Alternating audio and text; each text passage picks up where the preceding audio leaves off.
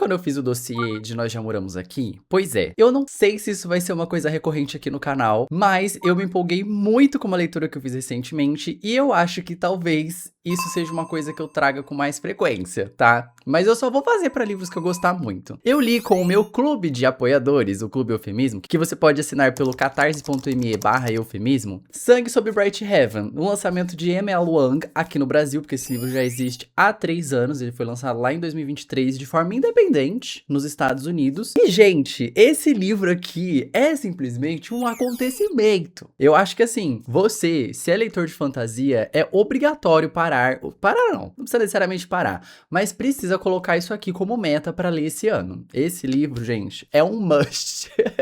Sangue Sob Bright Heaven é, sem dúvida, uma das melhores fantasias que eu já li na vida e que você com certeza vai gostar também. Ele é uma história que ele vai tão além do que acontece nela, ele é uma coisa que te põe pra pensar em tantas coisas que acontecem na nossa vida, que a gente já viu acontecendo na história ao longo da humanidade, e cara, é muito bom, sabe? Enquanto fantasia é bom, enquanto trazer uma ideia, trazer uma moral é bom, e assim, ai, que delícia que é poder ter lido esse livro e poder vir falar sobre ele com vocês. E assim, gente, que alívio também que é esse livro ter sido bom, porque foi o primeiro livro do meu clube, né? Eu tava com muito medo de ser um livro ou meia boca, ou até ruinzinho, mas não. Sangue Sob Bright Heaven. Caralho, é bom demais, bom demais. Eu vou fazer esse vídeo em algumas partes. Este vídeo será um dossiê sobre Bright Heaven. Teremos um primeiro pedaço com a minha opinião sobre a história, então vai ser um trechinho bem curto, sem spoilers. Então eu trago a história completa, com todos os spoilers, contando tudinho pra vocês. E depois a gente entra em alguns tópicos que eu acho interessantes da gente reinterpretar depois de ter terminado a leitura e que trazem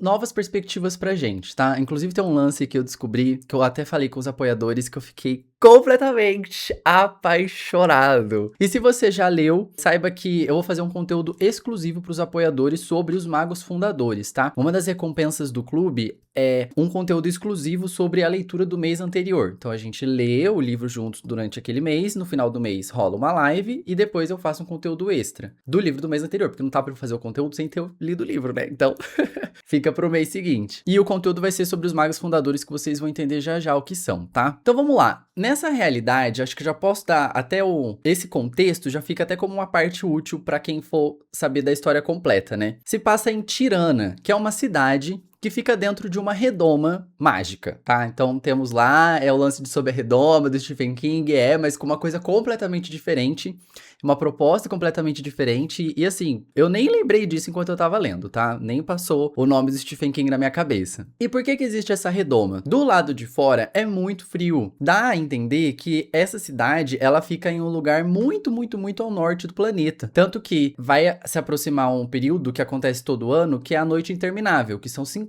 dias em que a gente não vê a luz do sol. Ou seja, essa cidade fica pelo menos acima do Círculo Polar Ártico, tá? Que eu fui pesquisar pra saber a partir de onde que uma cidade poderia ficar 50 dias sem ver a luz do sol, e é muito, muito, muito ao norte, assim, pra lá do Círculo Polar. E essa redoma, como eu disse, ela é mágica, então a gente tá, sim, em um universo mágico que rola magia, só que a magia desse universo, ela é muito interessante porque ela é extremamente burocrática. Ela não é uma magia natural que rola pra, tipo, você sacode uma varinha ou você fala uma palavra e a magia acontece naturalmente. Não, você escreve um feitiço e ele tem que ser muito bem elaborado para que aquele feitiço entre em ação. Então ela explica pra gente, a protagonista no comecinho do livro, que todos os feitiços, eles são compostos por duas partes. O subfeitiço de ação e o subfeitiço de busca da fonte. Então, na primeira parte, o subfeitiço de ação, ele descreve exatamente o que é que o feitiço tem que fazer. Então, por exemplo, o objeto em questão, o mouse, tem que ser levitado 5 centímetros sobre a mesa. E ficará lá por, sei lá, 10 minutos levitando. Aí o outro subfeitiço, que é o subfeitiço de busca da fonte, ele vai mapear o local do outro reino, já já eu volto pra explicar isso, da onde ele vai coletar energia pra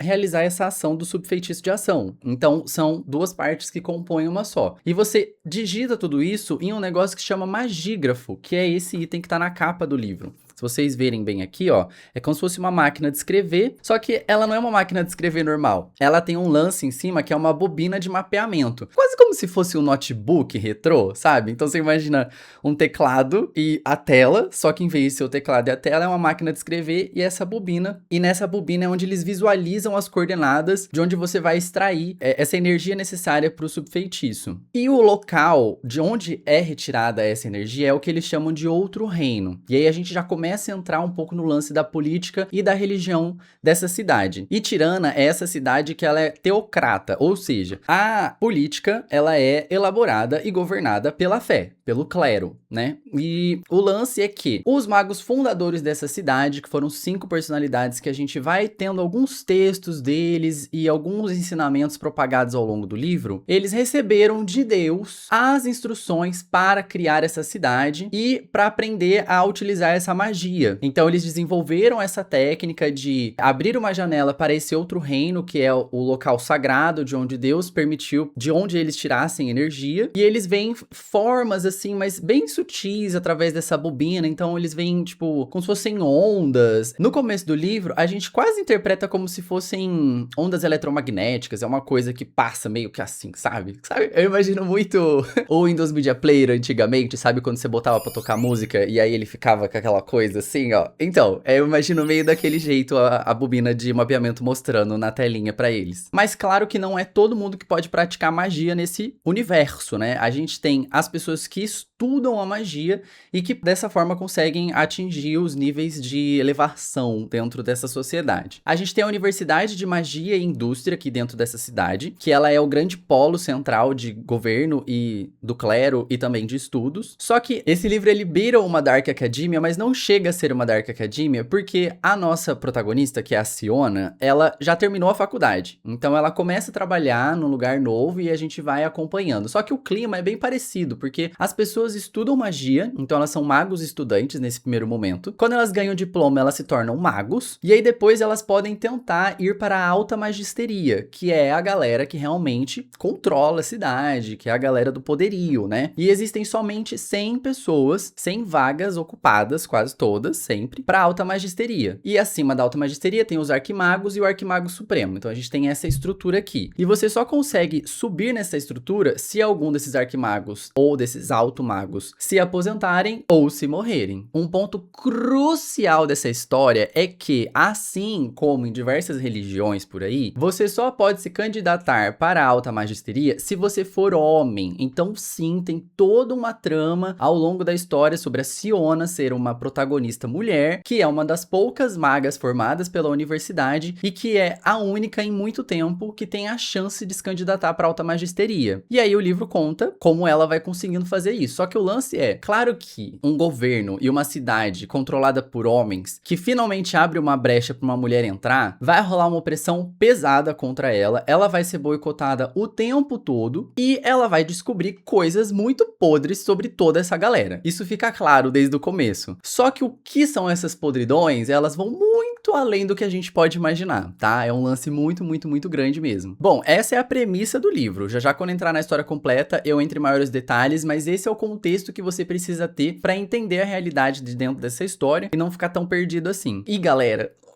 o tanto que essa menina vai sofrer na mão desses homens é pesado, mas é muito interessante ver o quanto que ela é determinada, tá? Agora, até nesse momento que eu tô dando a minha opinião, eu posso até já começar a falar que a Siona, ela é uma personagem que inicialmente é bastante irritante, porque ela é muito essa personagem sabe tudo, que todo mundo acha que ela não tem todo esse conhecimento todo, sabe? Todo mundo subestima demais ela, que acham que ela só consegue chegar onde ela tá por politicagem, por ela ser uma mulher e quererem dar uma chance pra uma mulher, pra elas provarem que elas têm até um certo valor. Então rola toda essa boicotagem e a gente se irrita um pouco com ela, porque ela é sim um pouco chatinha, ela é sim um pouco egoístinha, mas esse é o grande diferencial dela enquanto personagem, sabe? Ela não é essa personagem que vai passar pela jornada do herói e que no final ela vai, sabe, ser vangloriada e ai, deu tudo certo. Gente, é tanta coisa que acontece nesse livro, a trajetória ela é tão diferente do que a gente espera, sabe? Que no final, a gente não sabe o que a gente sente pela Siona. Se a gente continua detestando ela, se a gente admira ela, se a gente aplaude, sabe? É uma personagem tão real, tão palpável, sabe? Mesmo sendo um universo de fantasia, ela ser esse personagem que é tão crível é muito legal. E o segundo grande tópico para que você tenha vontade de ler esse livro é, de fato, o sistema mágico desse mundo, que é muito diferente de tudo que eu já vi. E conforme a gente vai avançando na história, a gente vai entendendo cada vez mais sobre esse sistema mágico e a gente vai ficando obcecado, assim como a Siona vai ficando obcecada. E realmente é uma coisa muito diferente, muito, muito, muito legal, gente. A escrita da Amy Wang é muito boa, assim, é muito fluida mesmo. Você nem repara que você já tá lendo, assim, 50 páginas de uma vez, sabe? Você fica muito curioso, porque a gente vai tendo descobertas ao longo de toda a história. E assim que a gente descobre uma nova informação, a Siona, como ela é uma mulher muito inteligente, ela logo em seguida já faz alguma coisa útil com essa informação. Então a gente não perde, sabe, o fio da meada, a gente não perde o ritmo. É uma coisa sempre assim, ela descobre e faz alguma coisa, aí ela descobre uma coisa nova, ela faz outra coisa, ela descobre uma coisa nova, faz outra coisa. Então a gente tá sempre avançando e isso é muito divertido até, sabe, pra gente enquanto leitor, mas também é intrigante pra história em si. Então é uma escrita que realmente boa demais, gente, boa demais. Eu quero muito ler outras coisas da Mel Wang, só que aqui no Brasil só saiu Sangue sobre Bright Heaven mesmo. Ela escreveu outros livros que são os The Sword of Cajun e The Volta Academy Chronicles, mas não tem aqui no Brasil ainda. Inclusive, esse livro aqui é lançado pela Jangada. Eu não tinha visto a Jangada lançar livros de fantasia até então. Eu acho que é uma coisa que tem acontecido mais recente. Mas, nossa, que acerto que foi esse, viu?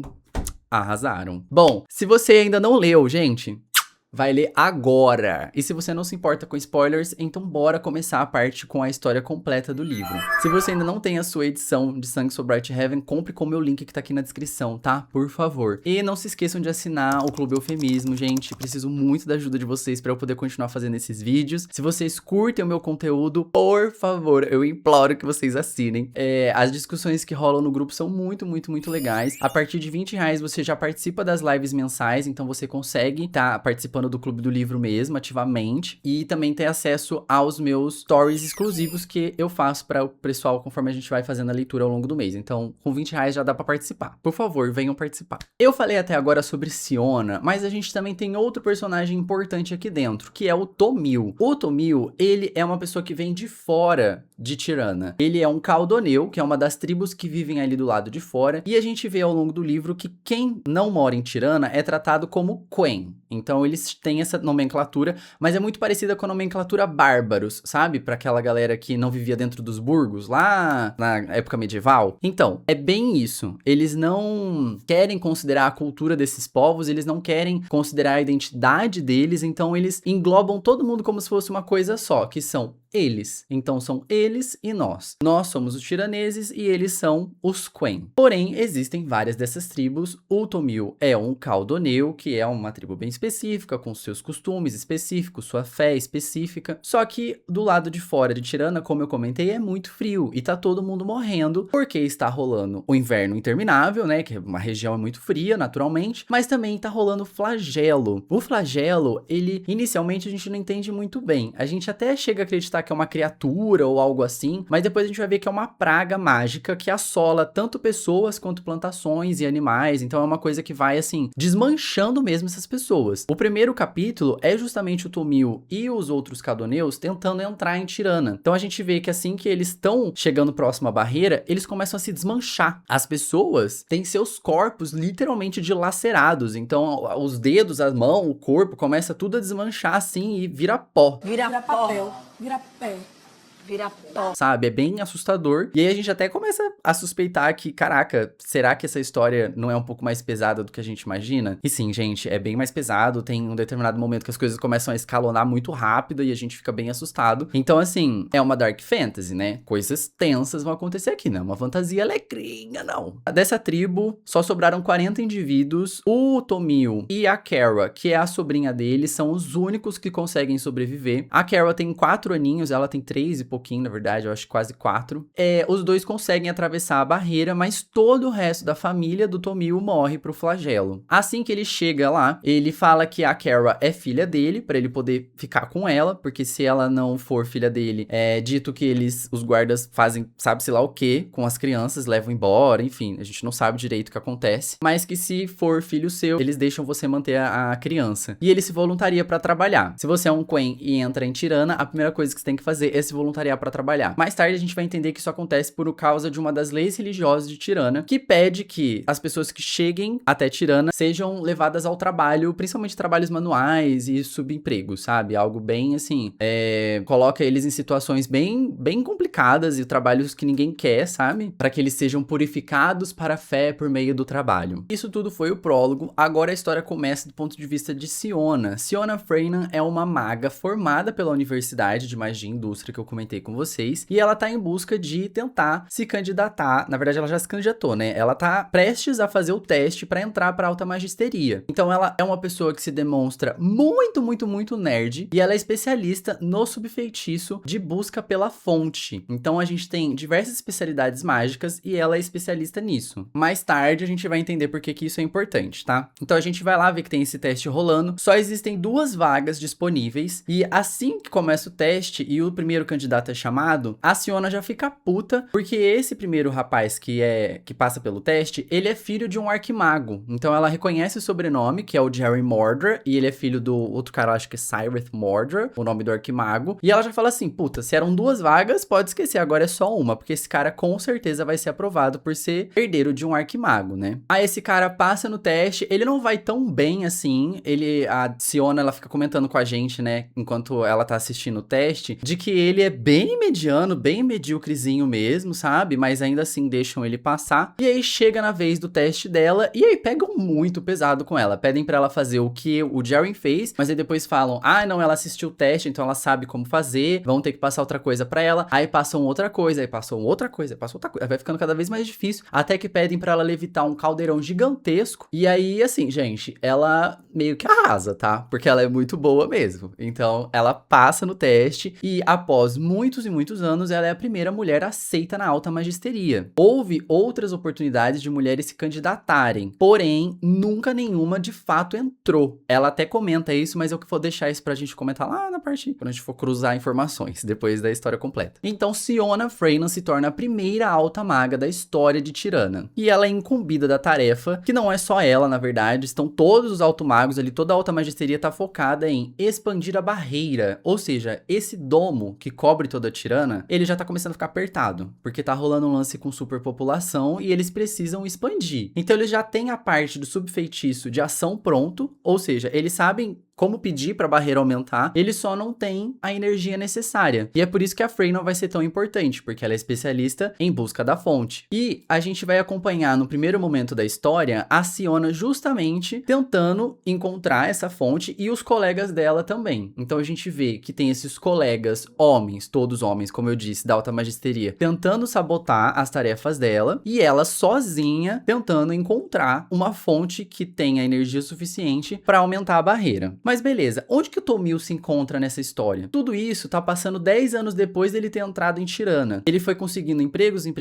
até que hoje em dia ele é faxineiro nesse setor onde a Siona vai entrar. E aí, como eu disse que a Siona, ela é sabotada de todas as maneiras possíveis, quando falam que ela tem direito a um assistente, eles deixam um faxineiro ser o assistente dela, e não algum outro mago, alguém formado na faculdade, ou até algum outro alto mago. Não, deixam pra ela um faxineiro Quen, que é uma pessoa que não teve qualificação nenhuma em magia e que tava a pessoa ali mais próxima, sabe? E por isso que deixaram ele pra ela. Contudo, esse foi o maior erro que eles podiam ter feito, porque o Tomil é um personagem incrível. O Tomil, gente, toda vez que ele abre a boca é pra trazer um questionamento pra Siona sobre a cultura dela e a forma como eles fazem as regras serem tão rígidas que não permitem a própria evolução deles, sabe? Então a gente tem diversas passagens que o Tomil fala e a gente fica, Caralho, esse cara sabe mesmo, ele é o bichão. E isso é muito bom, porque justamente essa troca cultural que é o que vai fazer a Siona começar a refletir os conceitos que ela aprendeu na faculdade, os conceitos que ela tem de religião, tudo que ela enxerga como certo e errado, e repensar a própria magia em si, né? Repensar o próprio conceito de magia, de que eles extraem toda essa força. Mas já já a gente chega lá. Vou nos detalhes aqui até ela chegar nessa conclusão. Nesse primeiro dia que ela chega, a gente já tem esse momento em que ela recebe o Tomil como assistente, e aí no final do dia rola um happy hour com esse outro mago, né, o Jerry Mordra, e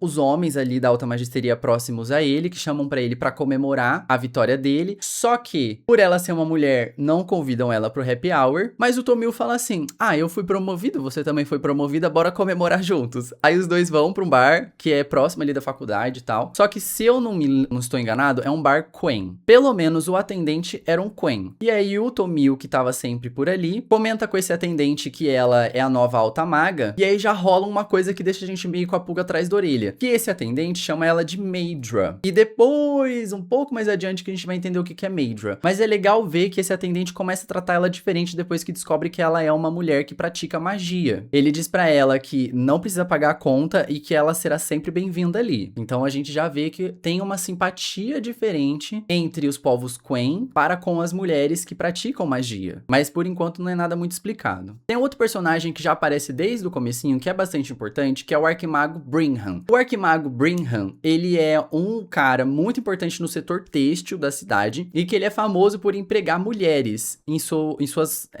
fábricas de tecido, né? Então ele realmente é a pessoa que fabrica os tecidos da cidade, em determinado momento até dito que ele é a única pessoa que faz isso, e ele tem toda uma propaganda própria, ele tem toda uma agenda de tentar lutar pelo direito das mulheres, sabe? Só que a gente vai vendo que ele é um pouco mais esquerdomachinho do que a gente pensa. Nesse primeiro momento, ele tá aqui pra auxiliar a Siona. Então, antes da Siona se candidatar pra alta magisteria e após ela ter se formado, nesse meio tempo, ela foi trabalhar no laboratório desse cara. E aí, ele conhecendo ela mostrando o quanto que ela é habilidosa e tal, ele meio que apadrinhou ela e foi um dos grandes motivos pelos quais ela conseguiu entrar, de fato, pra alta magisteria. Ele é o grande padrinho dela. E é por isso que, assim que ela é empregada, ela vai trabalhar no departamento em que ele é responsável. Um desses colegas de departamento que também tá abaixo do Arquimago Brinham, mas que é uma pessoa extremamente odiosa, que vai aparecer ao longo de todo o livro, é o alto mago Cleon Hanthorn. Eu fiquei um pouco confuso quando eu vi os nomes dele pela primeira vez, porque tem um arquimago também Hanthorn, ou seja, ele, assim como o Jerry Mordra, também é filho de um arquimago, são os dois. O Jerry Mordra é filho do Cyreth Mordra e o Cleon Hanthorn é filho do outro cara que é Hanthorn também. Só que o Cleon Hanthorn e o Jerry Mordra, ambos os filhos, trabalham aqui no departamento do Brinham, tá? Eles não trabalham pros pais dele, eles não aparecem, esses outros arquimagos. Ao longo de toda a história, a maior parte das vezes que a gente tem contato com o arquimago é com o arquimago Brinham, que é esse que é o padrinho. Eu tô usando padrinho, mas não é o termo que é usado dentro da história, tá? Não tem um termo, é só pra gente entender mesmo que é o chefe deles ali. O Brinham é padrinho da Siona, é padrinho do Jerry Mordra, é padrinho do Cleon Hanthorn, e toda essa galera tá ali tentando encontrar uma forma de desenvolver o feitiço adequado pro mapeamento de fonte e expansão da barreira. Um dos motivos, inclusive, da Siona ter ficado só com o Tomil como assistente é que o Cleon Hanthorn é o responsável, é como se fosse o RH ali, né, o responsável pelo pessoal desse departamento.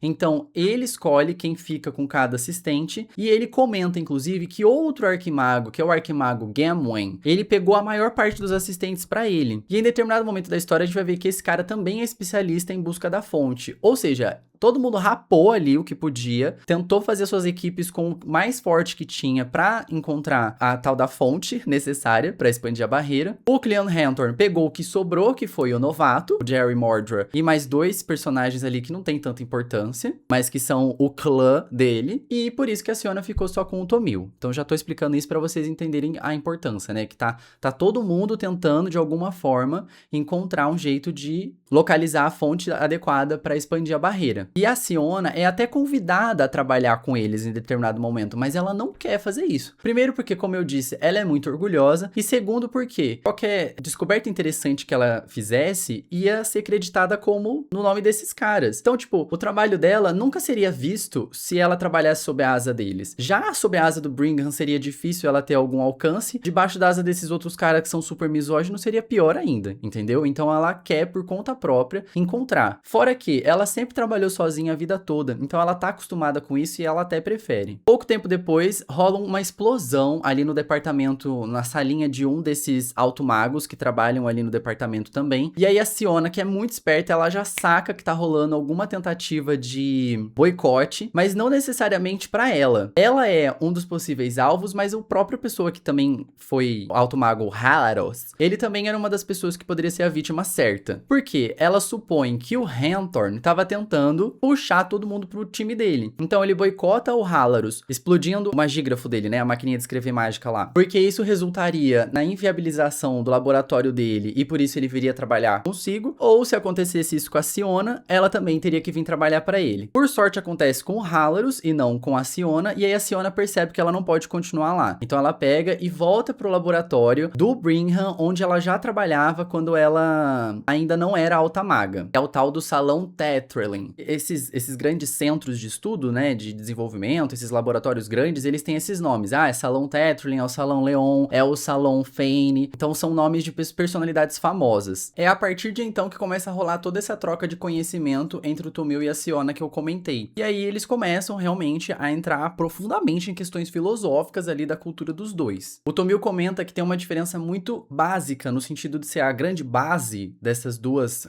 culturas, que para os caldoneus e a maior parte do povo Quen, o que mais vale são suas ações do que a sua intenção. Então, e isso é uma coisa que vai guiar muito a Siona a partir desse momento, né? A cultura tiranesa valoriza muito se você pretende fazer uma coisa boa, se você erra, mas é na intenção de acertar, se você tá fazendo uma coisa que não deu tão certo, mas que pelo menos você tentou, sabe? Enquanto os caldoneus não. Eles pensam muito que as suas ações vão ter consequências, as pessoas podem sofrer ou serem impactadas positivamente por essas suas ações. Então o que importa são as suas ações, é o que você de fato faz. Então essa é uma das grandes diferenças entre as culturas dos dois e que realmente me botou pra pensar, sabe? Porque a gente é essa cultura que valoriza muito a intenção em detrimento da ação. E aí ele comenta que naquele dia no bar, quando o cara chama ela de Maedra, ele tava se referindo a um termo utilizado pela cultura deles que chama as mulheres praticantes de magia como Maedras. E aí ele explica, vou até ler aqui pra vocês. Para a maioria dos Quens antigos, a magia era uma arte de proteção, praticada por aqueles com uma profunda conexão com o lar e a comunidade. Essas pessoas geralmente eram mulheres, que passavam muito tempo curtindo couros e costurando roupas, ouvindo os mais velhos, cercadas de conhecimento e amor. Os homens Quens sempre passavam a maior parte do tempo caçando, então magia profunda não foi algo que tiveram tempo de aperfeiçoar nos níveis mais altos. Alguns caçadores praticavam pequenas magias aprendidas com suas mães, e um homem que não podia caçar em razão de uma doença ou ferimento conseguia desenvolver magia bastante avançada. Mas os praticantes de magia verdadeiramente poderosos, os alto-magos dos Quens, eram mulheres com muita formação, criadas por mulheres, como você. Ou seja, no povo Quen era completamente invertido. Não tinha toda essa diferença, toda essa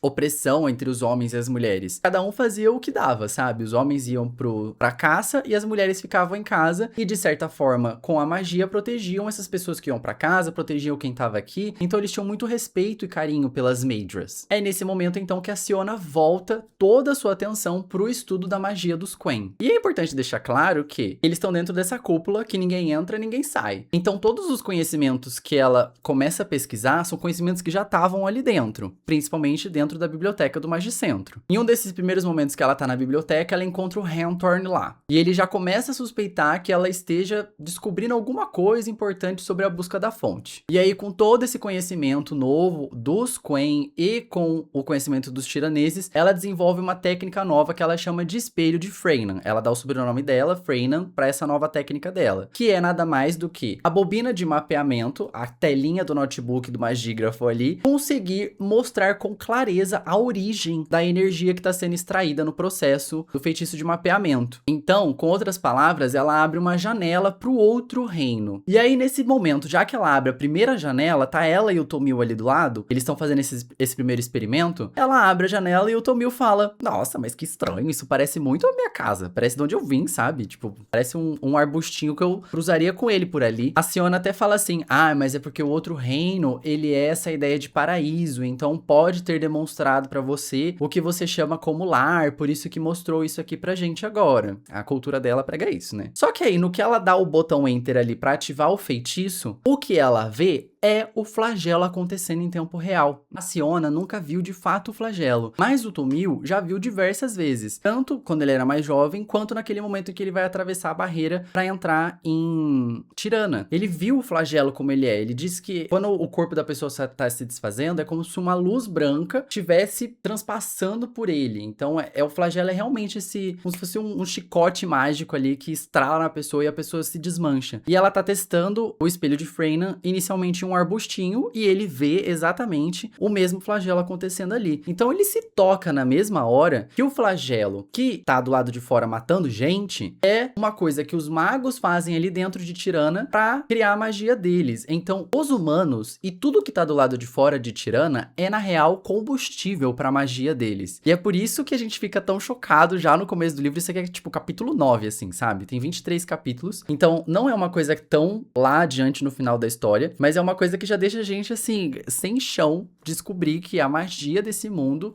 ela só é gerada a partir do consumo de vida, seja ela vida animal, vida vegetal ou vida humana. A Siona, ela fica meio chocada, primeiro porque ela não viu o flagelo, como eu mencionei, então ela entra automaticamente em negacionismo. E aí ela e o Tomil começam a brigar, ele fica muito puto, fala assim, caralho, isso aqui é o flagelo, eu vi, eu sei, eu tô te falando com meus próprios olhos, você viu ele também, o arbusto ser consumido. E aí ela fala, não, porque vocês são selvagens, vocês não sabem do que vocês estão falando. Ela é super insensível com ele.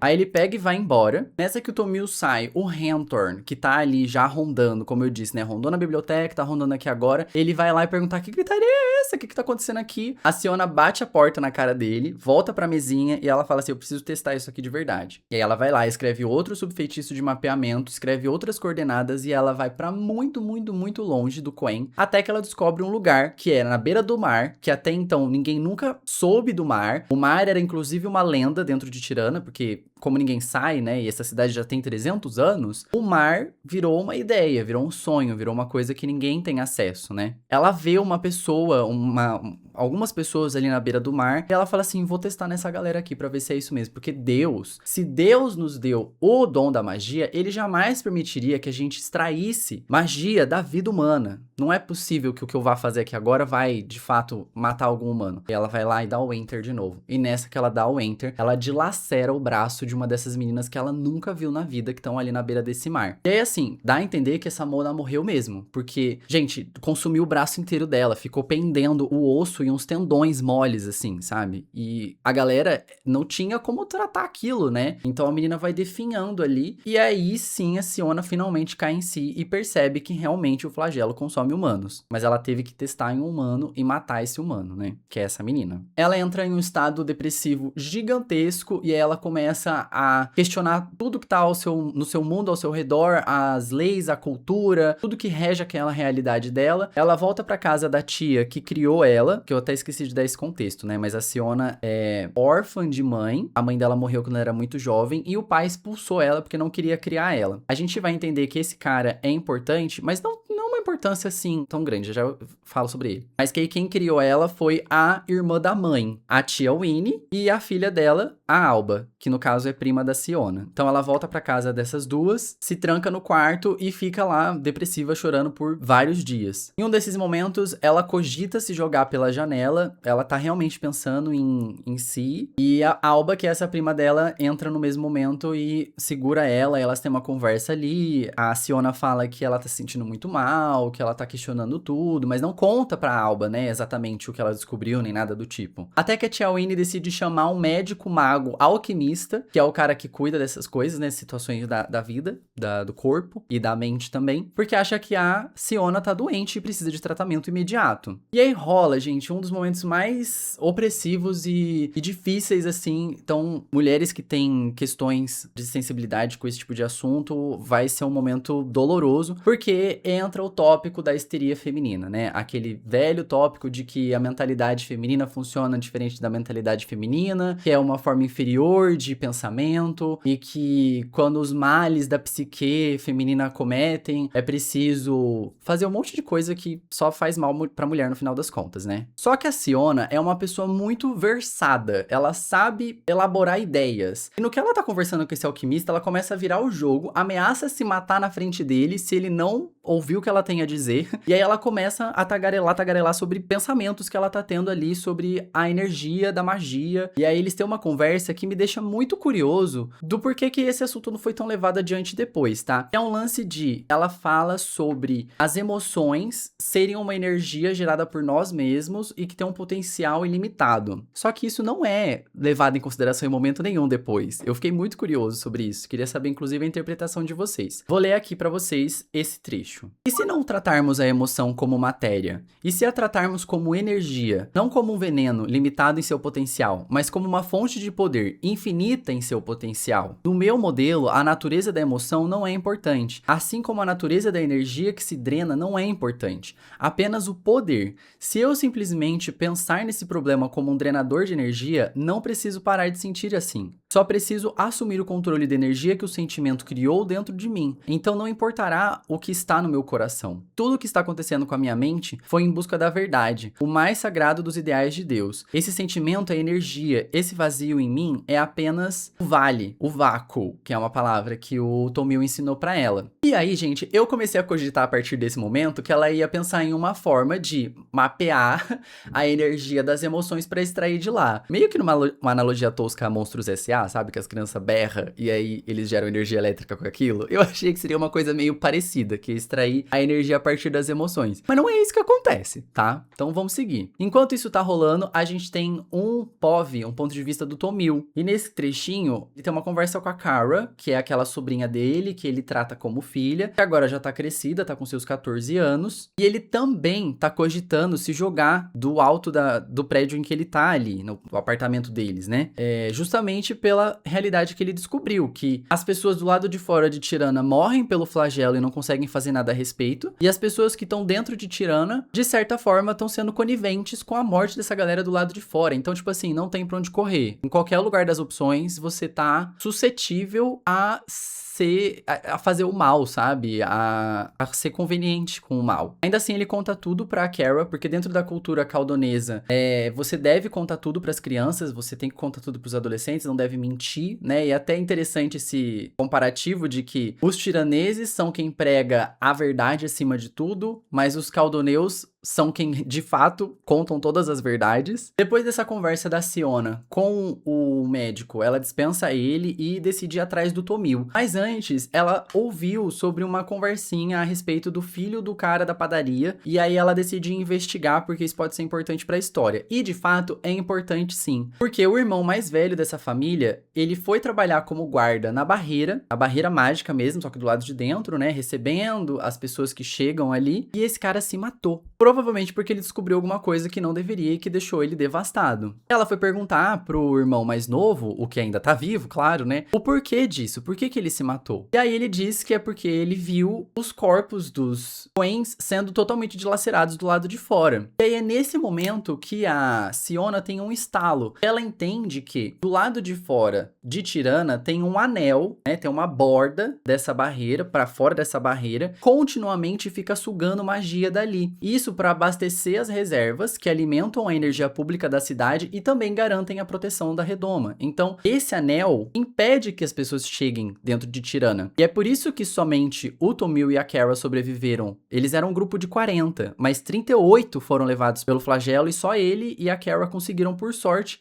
atravessar para dentro da redoma. E é assim que a Siona descobre como a reserva de energia é alimentada. Essa reserva, para vocês entenderem um pouco melhor, elas são duas torres que ficam lá no Magicentro e que elas continuamente drenam energia, elas estão programadas para isso, para ficarem drenando de lugares ali previamente já estabelecidos pelas coordenadas mágicas, né? Que ninguém sabia até então exatamente de onde vinham. E é dito que tem duas torres, uma para os serviços públicos e para a barreira e outra que é para o setor privado, para as pessoas que pagam para usar aquela energia. Então elas têm que estar cheias o tempo todo. E aí até um detalhe importante que eu esqueci de comentar quando eu tava explicando o sistema mágico, né? Que quando você tá lá redigindo seu feitiço, se você for uma pessoa que tiver autorização pra isso, você não precisa necessariamente estar sempre buscando uma nova fonte pro seu feitiço funcionar. Você pode usar a energia da reserva. Então você tem essas duas opções. Ou drenar magia de um lugar que você decidir, do que você mapear, ou da reserva que já tá pronta ali pra isso. Como eu disse, a Siona, depois dessa conversa com o médico, ela decide que ia até o Tomil, e antes ela passou na padaria, né? Então depois que ela descobre isso na padaria, ela vai até o Tomil, e aí ali rola uma cena de tentativa de assassinato, porque como o Tomil contou tudo pra Kara, a Kara, assim que vê a Siona, tenta matar ela, mas o Tomil não deixa. E aí rola uma conversa entre os dois, em que o Tomil mais uma vez tenta falar pra ela que ela tá sendo ingênua, que ela tá sendo negacionista, e aí ela tem a brilhante ideia de falar: eu acho que o que a gente precisa fazer é contar pra Alta Magisteria sobre isso. A gente precisa falar com eles, todo mundo tem que saber sobre. Aí o Tomil fala: amiga, para de ser burra, você descobriu todas essas coisas na biblioteca do Magicentro. É um lugar público. Você acha que você é a única pessoa em toda a história de Tirana, nesses 300 anos que descobriu isso? Que a magia drena pessoas pra poder existir, pra poder realizar os feitiços? Aí ela: não, porque não é possível, porque Deus, porque a religião,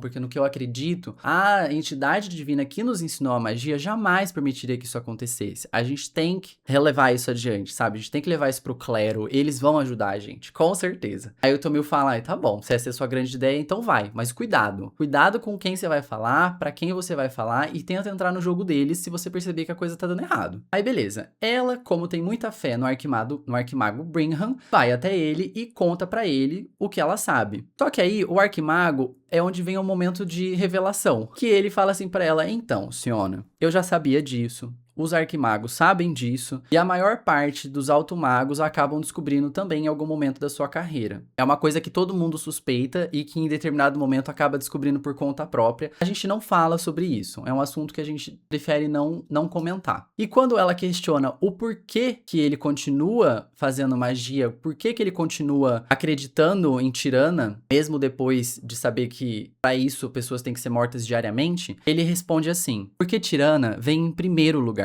O progresso vem primeiro. A magia é tudo que separa a nossa civilização das dificuldades e da selvageria dos Quens. Então é isso, gente. É meio que a gente não se importa mesmo, Siona. A gente acredita nisso, essa é a nossa fé, é a nossa cultura. Eu prezo, primeiramente, pela minha família e amigos, e os Quen que se explodam, sabe? Que se dilacerem com o flagelo. Aí a Siona, ela fica gag, mas ela entra no jogo, assim como o Tommy orientou ela a fazer, e fala: ah, então tá bom, então beleza, é isso, né? É isso, fazer o quê então, né? Descobrir, poxa, então agora é aceitar, né, Brinham? Vou voltar pro meu trabalho, beleza? Só que na cabeça dela, ela tá assim: eu vou queimar essa porra, eu vou mostrar pra eles agora o fogo do inferno. É quando ela finalmente começa a mudar a mentalidade dela. Aí o Brinham até fala assim pra ela: então eu acho que é até melhor você demitir esse Tomil, esse seu assistente aí, que eu acho que ele não é muito bom não, tá?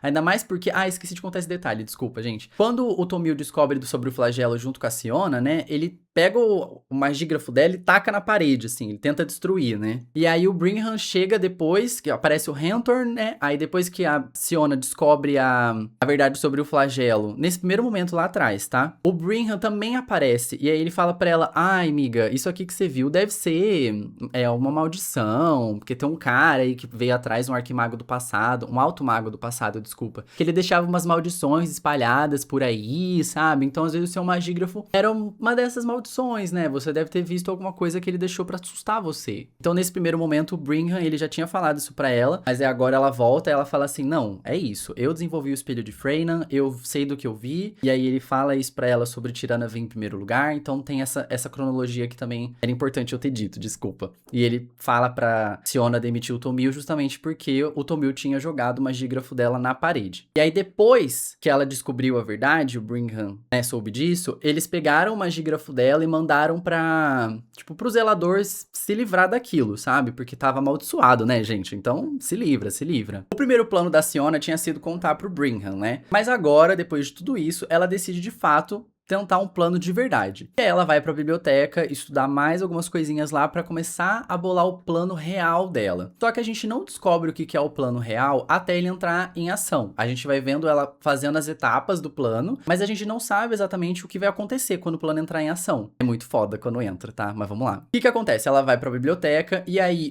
o Renthorn, que é aquele mago que tá sempre ali à espreita, ele encontra ela lá de novo e aí ele fala: eu acho que eu sei o que você tá pensando. Você tá pegando umas pessoas aí, uns estudos de umas pessoas que eram as preferidas de um certo mago que era traidor. E aí ela fica meio preocupada e tal, só que aí ele começa a partir pra cima dela e a gente vê que esse cara tem um comportamento abusador. E aí ele tenta ir pra cima da Sione e até morde ela. Só que aí nesse momento chega o Tomil, que graças a Deus o assistente dela ainda não tinha sido demitido. E aí ele dá um nocaute no cara e o cara apaga, fica lá jogado no chão apagado. E aí os dois têm um momento muito curto, que tá só a Siona e o Tomil ali na biblioteca. E ela fala: Tomil, estamos cercados de demônios, você realmente estava certo, a gente precisa fazer alguma coisa a respeito. Aí logo em seguida chegam os amigos do Renthorn, vem o cara largado no chão e a Siona começa um teatrinho de: Tomil, você é muito descuidado, você pegou o meu, como é que chama? O analisador multiuso, que era tipo uma arminha que eles podiam carregar assim, sabe? Que explodia, dava umas coisas. E aí ela falou meio como se fosse culpa do Tomil o canalizador dela ter sido ativado e nocauteado o Renthorn, né? E aí ela fala: você tá demitido, hein, não quero mais você do meu lado.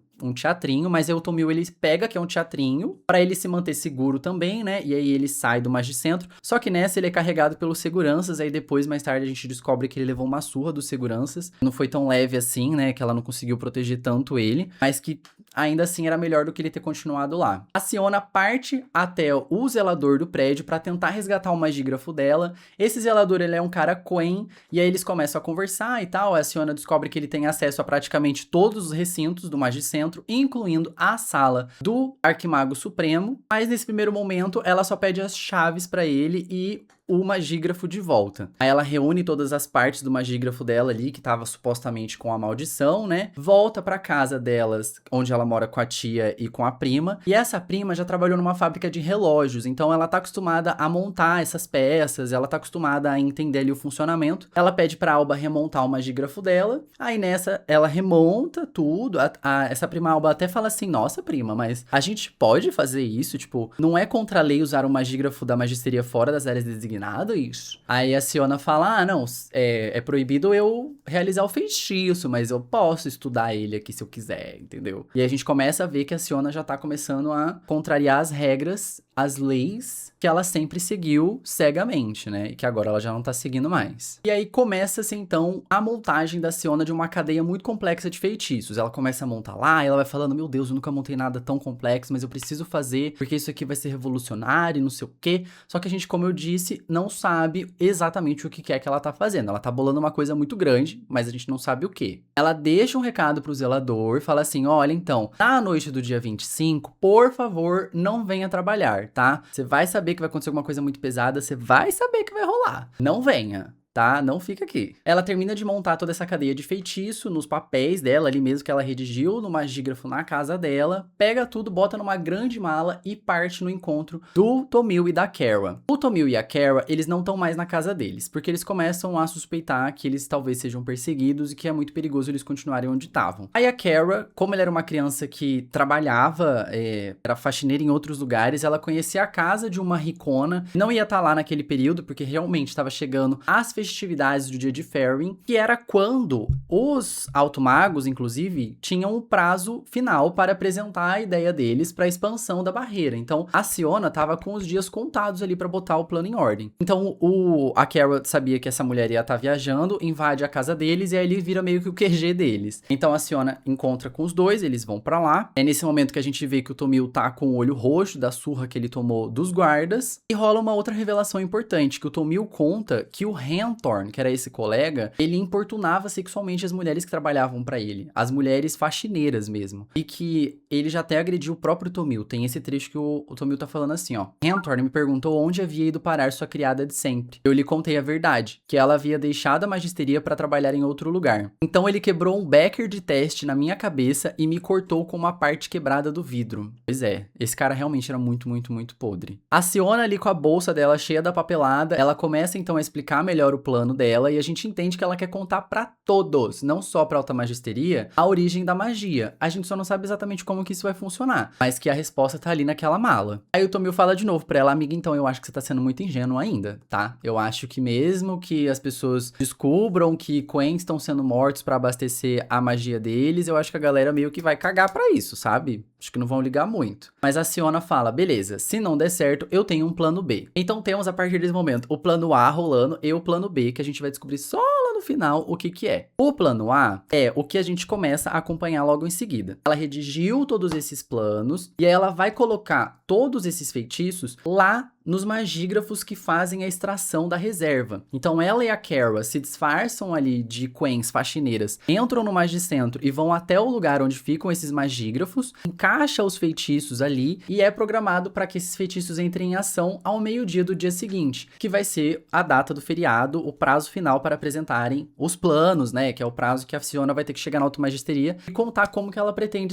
expandir a barreira. Aí, enquanto a Kara tá ali colocando as folhas nos magígrafos, porque são, sei lá, 50 tambores com magígrafos extraindo a magia, a Siona pega e invade a sala do Warren Hell, que é o Arquimago Supremo. Lá dentro, ela pega algumas variantes do feitiço de expansão da barreira, e aí isso faz parte do plano B dela. Ela começa a fazer algumas variações ainda acima daqueles textos, diretamente no magígrafo do Arquimago Supremo, recolhe tudo aquilo, e aí a gente até ouve que nesse momento chega o Arquimago Supremo com alguns arquimagos do lado e eles estão conversando sobre algumas possibilidades. Um desses arquimagos é o Arquimago Gamwen, que eu comentei lá no começo do vídeo, que ele tava pegando todos os assistentes pra si. Esse cara, ele era fodão em mapeamento mesmo. Ele era um dos grandes caras ali que entendia de extração de magia, assim como a Siona tava tentando resolver. Só que ele tinha todo o time pronto lá, né? E aí ele sugeriu deles fazerem um lance com coordenadas negativas e expandir o mapa pra outras regiões, pra poderem extrair de outros lugares. Ou seja, eles estavam querendo aumentar o raio de alcance da magia deles pra pessoas que nunca nem ouviram falar de Tirana, sabe? Então ia começar a, olhando no mapa mesmo, assim, matar gente que tivesse a muitos e muitos quilômetros de distância. Mas beleza, a Siona tá com o plano B em mãos, a Kara termina de colocar lá as coisas na máquina, as duas voltam pra casa e aí elas conseguiram colocar as coisas do jeito que a Siona queria. Então chega o grande dia da apresentação. A Siona vai até o Magicentro, ela ouve o que os outros automagos têm pra apresentar sobre seus planos de expansão da barreira, até que chega o momento dela apresentar. E ela já tá assim, a qualquer momento eu vou tacar fogo, vou tacar o terror aqui dentro. E aí, qual que era o grande plano dela? Quando batesse meio-dia exatamente, os magígrafos que ela boicotou começariam a botar em ação um lance de todos os pontos da cidade que usassem magia pra funcionar, tipo, eles não usam eletricidade, tá? Tudo lá é a base de magia. Então a lâmpada que tá acesa aqui, isso aqui, o monitor, a câmera, todas as coisas aqui, nesse universo estariam usando energia mágica.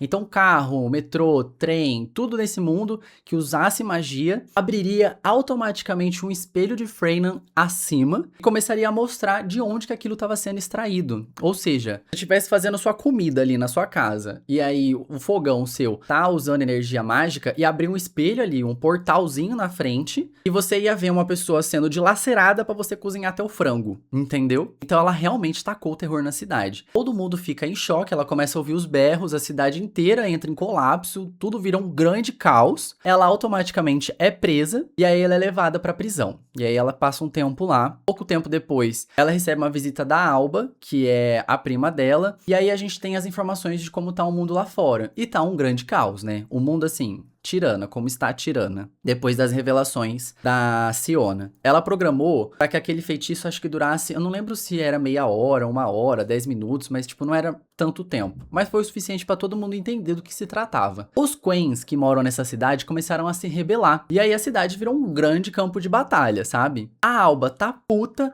porque ela se sente muito injustiçada pela Siona, porque ela sempre fez tudo pela Siona, ela sempre deixou a Siona estudar o tanto que ela quisesse, ela abria mão de muitas coisas da vida pessoal dela para que a Siona pudesse algum dia ser uma alta maga. E aí, quando ela finalmente consegue esse cargo, ela bota tudo a perder, jogando tudo no ventilador, jogando a merda no ventilador. Então a gente começa a entender como que é a mente dos tiraneses. E na verdade, ninguém se importa mesmo com a vida dos Quains, que ninguém se importa. Desde que você consiga continuar esquentando o seu cafezinho ali, vivendo sua vida confortável, que se foda o que estiver acontecendo do outro lado do mundo, sabe? Se exploda a origem da sua energia. E uma das últimas frases da Alba pra Siona é: quando os Quains incendiarem Tirana até não restar mais nada, a culpa será sua. Parabéns por deixar sua marca. Ela fica muito chateada, Siona fica muito, muito, muito triste depois disso. Ela chega a se questionar se ela tá fazendo a coisa certa mesmo, se é que existe uma coisa certa a ser feita, né? E aí ela recebe a notificação de que ela vai ser transferida pra um outro lugar. Aí a gente descobre que esse outro lugar é a casa do Brigham. Ela vai ficar em prisão domiciliar na casa dele até o seu julgamento chegar. Pouquíssimos dias depois chega o julgamento dela, só que nesse meio tempo rolam algumas coisas. Primeiro que, nesse trajeto da prisão até a casa do Brigham, a gente vê o Brigham usando o cajado mágico deles, porque além do magígrafo, os arquimagos, eles também tinham os cajados que eles podiam usar. Eles ficavam encravados com feitiços pré-programados. E assim, esses cajados, eles só eram usados em situações militares mesmo. Eles não eram feitos pra magia comum, eram feitos pra briga. E a gente vê o Brigham matando um monte de gente pra conseguir levar a Siona até a casa dele. E ela fica desesperada, porque ela não consegue fazer nada, ao mesmo tempo que ela não quer morrer, ao mesmo tempo que ela não quer que as pessoas morram, nem que o Brigham se machuque. Então ela fica apavorada, sem saber realmente o que pensar, o que sentir. Na casa do Brigham, ele dá a oportunidade pra ela de escrever cartas pra tia Winnie e pra Alba. E aí nessas cartas ela diz que não vai se arrepender, que ela quer realmente que as pessoas saibam do que acontece com a magia, como que ela funciona, que ela não quer voltar atrás em situação alguma. Ele propõe pra ela que se ela quiser pedir desculpa publicamente, a Alta Magisteria vai perdoar ela. Primeiro porque eles não querem matar uma mulher inocente, eles não querem matar uma mulher tão jovem, eles não querem matar uma mulher, né? Porque eu acho que existe sim esse patriarcado muito claro dentro da cidade, mas eles não querem um governo tendo que matar uma mulher especificamente, sabe? Acho que ia pegar um pouco mal, né? E também tem o lance de que eles detêm a verdade. Eles escrevem os livros de história, eles podem reescrever o que eles quiserem a qualquer momento e da próxima geração as pessoas já não vão nem lembrar mais disso. Aí ela fica pensando, né? Poxa, eu fiz tanto e talvez isso seja esquecido ainda, né? Porém, temos o plano B ainda, e a gente é levado a esquecer que existe esse plano, mas ele vai rolar e ele vai rolar já já. Chega o dia do julgamento da Siona. E aí ela vai lá, ela fala que não se arrepende, que ela realmente quer que todo mundo saiba a verdade. E aí o julgamento acaba sendo muito rápido, todo mundo fala assim, bom, eu voto para que ela seja condenada mesmo à morte. E aí o arquimago juiz sentencia, então, Siona a ser morta por envenenamento ali na frente de todo mundo. Só que a gente tem um flashback em que ela tem uma conversa com o Tomil que ela tá planejando o plano B. Ela fala assim, se nada der certo, você por favor coloque esse plano em ação. Ele é o que realmente importa, vai fazer dar certo. E aí rola uma cena de beijo entre os dois, que a gente até então, tipo assim, a gente tem alguns momentos de admiração entre os dois personagens, mas a gente não tinha essa ideia se tava rolando uma aproximação amorosa mesmo, sentimental, sabe? Só que esse beijo, ele acaba rolando num contexto muito de, esse é o fim do mundo mesmo, sabe? Talvez eu morra amanhã, então vem cá, vamos se beijar e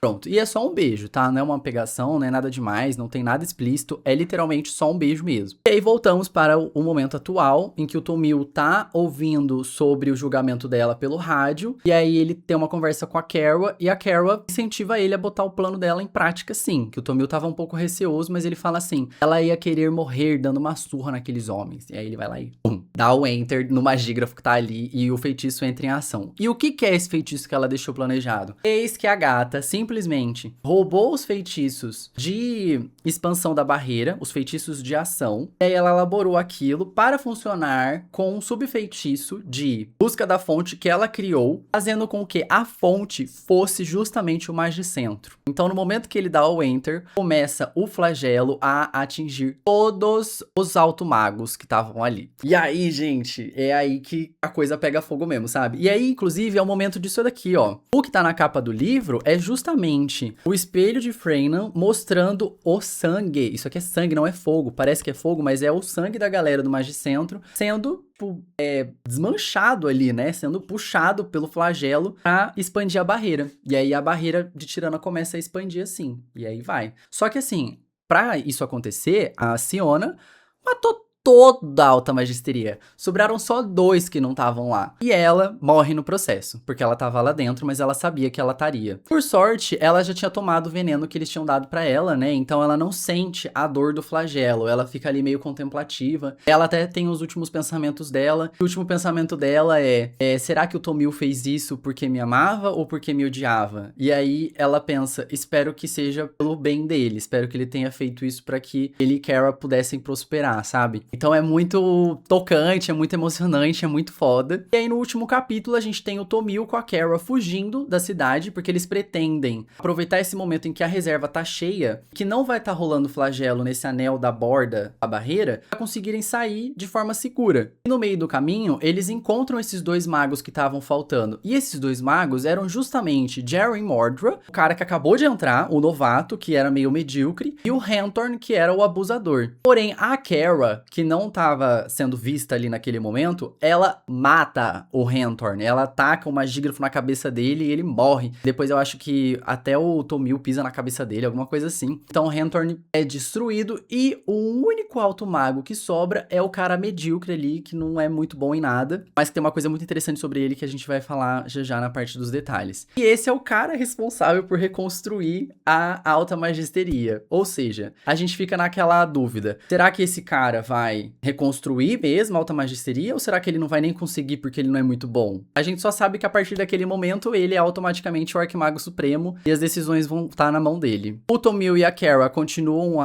a peregrinação deles ali pra fora, eles encontram outros Quen que estavam fugindo também, e eles conseguem sair e o livro acaba com os 2 terminando de sair de Tirana. E é isso, a protagonista morta, e Tomil e Kara, que também são os protagonistas da história, conseguindo fugir dessa cidade maldita. Pois é, galera, esse fim deixa a gente extremamente aflito, agoniado e assim, é muito bom, sabe? Eu acho muito bom uma fantasia que se propõe a não ter um final feliz. Tipo, não tem um final feliz. A protagonista morre, o protagonista foge, mas a gente não sabe se ele vai ficar bem. A gente não sabe o que vai acontecer com a cidade. Ficam grandes pontos de interrogações pra gente. Mas é o lance de passou a mensagem, sabe? Eu senti várias e várias mensagens desse livro. Eu tenho algumas coisas pra conversar com vocês sobre isso e acho que o ponto principal que a autora quer trazer pra gente é o quanto a gente é bastante tirana, sabe? O quanto a gente é bastante esse povo que não se preocupa tanto com a origem dos recursos que a gente gasta, sabe? De vários pontos de vista. Do ponto de vista natural, o quanto que a gente consome recursos naturais mesmo. Aqui onde eu tô agora é um prédio, mas antes de ser um prédio era uma mata e agora já não é mais uma mata, sabe?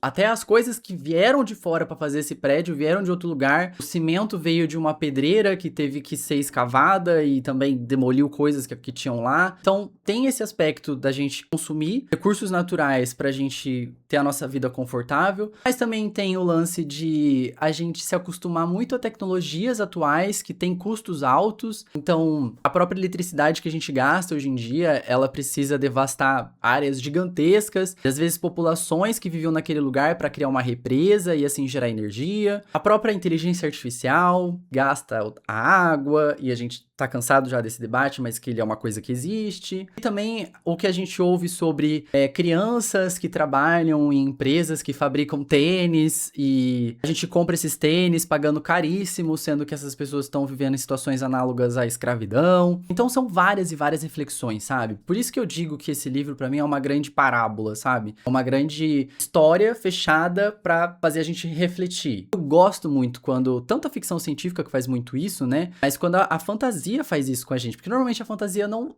tem tanto essa pretensão de fazer a gente refletir tanto as nossas atitudes. A ficção científica faz mais. Mas quando a fantasia faz, é muito foda. É muito foda e eu tô impressionado. M.L. Wang já é uma das minhas autoras favoritas. Não tem muita coisa sobre ela na internet, eu nem consegui encontrar perfil no Instagram dela, por exemplo. Só tem o site oficial com esses outros livros que eu mencionei, que ela publicou, mas no Brasil a gente só tem Sangue Sob Bright Heaven. E se ela quiser, ela até consegue expandir esse mundo, tá? Eu acho que ela pode, voltar pra contar a história dos magos fundadores, ou ela pode contar o que aconteceu com o Tomil agora que ele saiu. Enfim, dá pra ela explorar muita coisa, tá? Mas vamos então pra parte do dossiê agora, que eu tenho muitas informações que eu cruzei que eu quero comentar com vocês. Eu citei agora os magos fundadores, porém, o conteúdo dos magos fundadores ficará para os apoiadores. Então, se você quiser saber toda a história que eu escavei no livro sobre esses magos que fundaram Tirana, Siona, sobre essa religião que foi criada lá. Assina o Catarse que você consegue assistir esse conteúdo, mesmo que você assine depois de eu já ter publicado ele pros apoiadores. Vai valer muito a pena, gente. Eu tô muito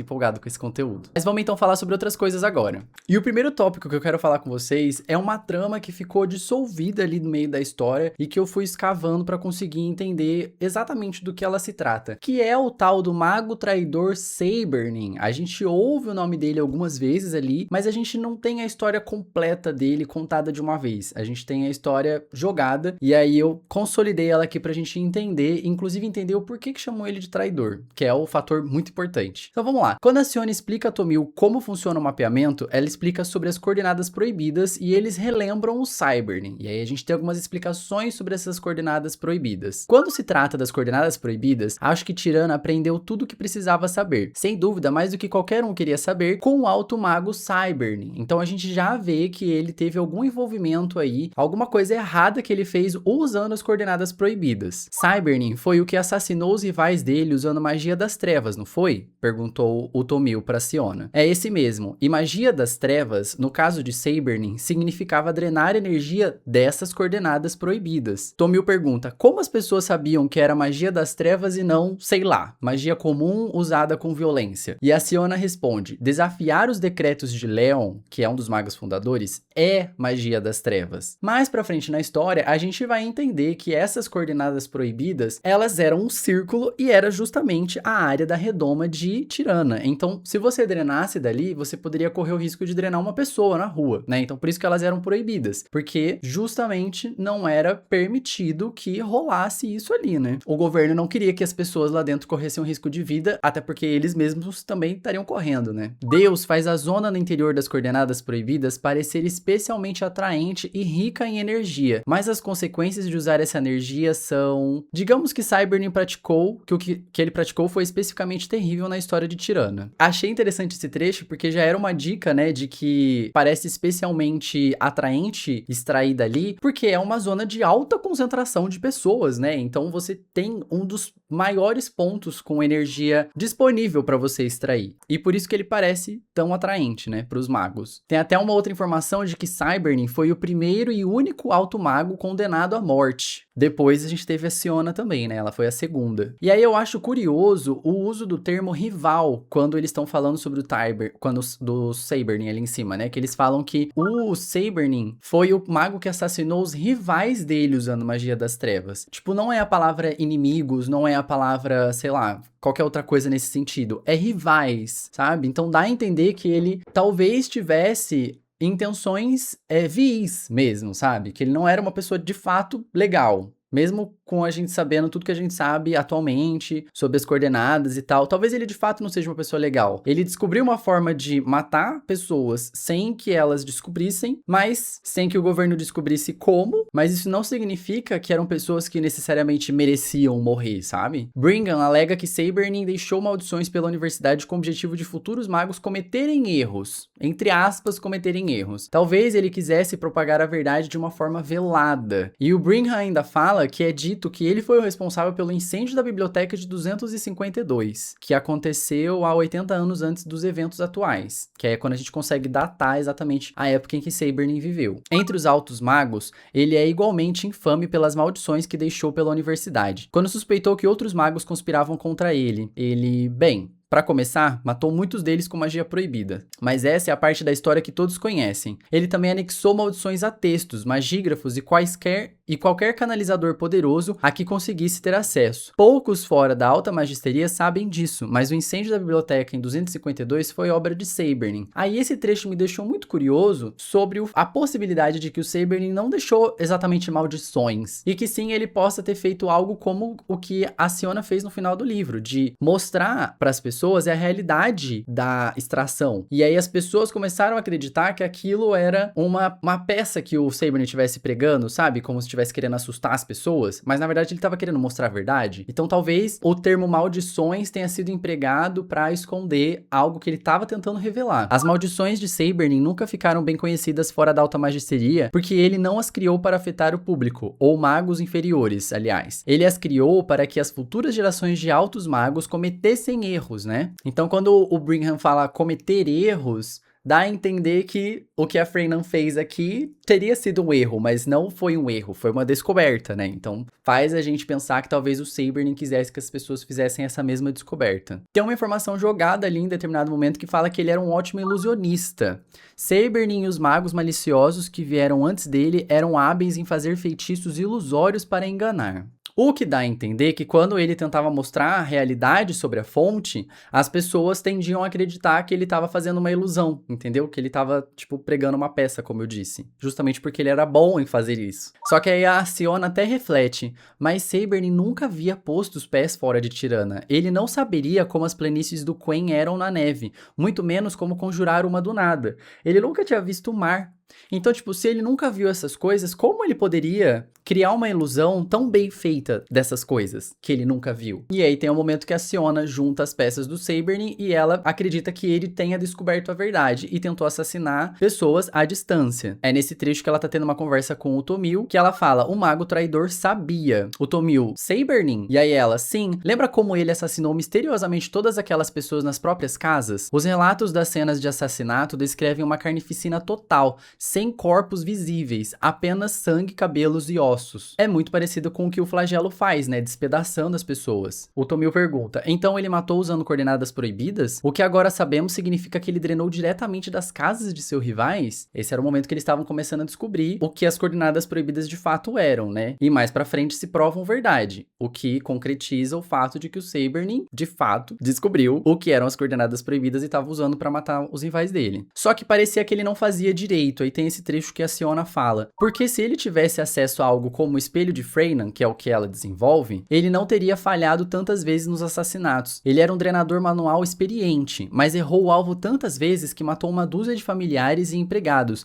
até mesmo alguns vizinhos sem parentesco, antes de chegar aos seus verdadeiros alvos. E aí a gente vê que ele tentava matar os rivais, mas até conseguir matar os rivais, ele matava muita gente que estava próximo. Exatamente porque ele tinha uma ideia mais ou menos de como era os números que significariam as coordenadas da casa dos rivais deles, mas ele não conseguia ver dentro da casa exatamente a pessoa. Então, às vezes ele mirava na casa, matava o empregado, matava uma esposa, matava uma outra pessoa. Isso porque ele não tinha o espelho da Freynan, que é esse feitiço usado na bobina de mapeamento que a Siona criou, que consegue ver exatamente a pessoa, abrir uma janela mesmo pra você ver da onde exatamente você tá extraindo a magia. E aí, assim, já cai por terra essa ideia de que talvez essas pessoas que ele tentava matar, de fato mereciam morrer, porque no processo ele matou muita gente inocente, sejam essas pessoas tiranesas ou sejam Quens que trabalhavam nas casas dessas pessoas. E ele parece que errou mesmo tentando por muito tempo, porque no final do livro, o Renthorn fala sobre o Sabernin de novo, né? Ele fala assim, Deus sabe que o alto mago Sabernin passou uma década aprimorando sua magia das trevas com tal precisão e teve o luxo de cometer seus assassinatos por drenagem de seu escritório da magisteria, de onde podia mapear seus alvos. Ou seja, ele tentou por 10 anos fazer feitiços das trevas, né? Usar essa tal das coordenadas proibidas pra matar as pessoas. E ainda assim, ele não conseguiu fazer o que a Siona fez em 3 vezes, né? E um detalhe importante também pra não ficar desmerecendo o trabalho da Siona é que ela só conseguiu porque ela teve humildade o suficiente pra ouvir o Tomil e aprender com a cultura dos Quen. Coisa que nenhum desses outros magos que vieram antes dela tiveram, né? Todos eles só queriam replicar ideais dos próprios tiraneses. Ouvir um Quen era um absurdo. E aí vem o grande detalhe. Só chamaram o Sabernin de traidor porque de fato ele usou as coordenadas pra matar tiraneses. Porque se toda a alta magisteria já sabia que as coordenadas refletiam pontos dentro de Tirana e que pessoas eram drenadas para que a magia funcionasse, eles também sabiam que essa magia só funcionava porque matava Quens. Mas a partir do momento em que alguém começa a matar também tiraneses, aí sim ele é visto como um terrorista, aí sim ele é visto como inimigo, aí sim ele é visto como um traidor. E isso mostra nesse trecho aqui, em que a Siona tá tendo uma conversa com o Tomil. A questão é que ele foi condenado à morte pelo que fez. A alta magisteria na época chamou isso de abominação contra Deus. Então isso mostra que eles não toleravam o uso dessa magia contra pessoas. Isso é a Siona, de forma super ingênua, dizendo,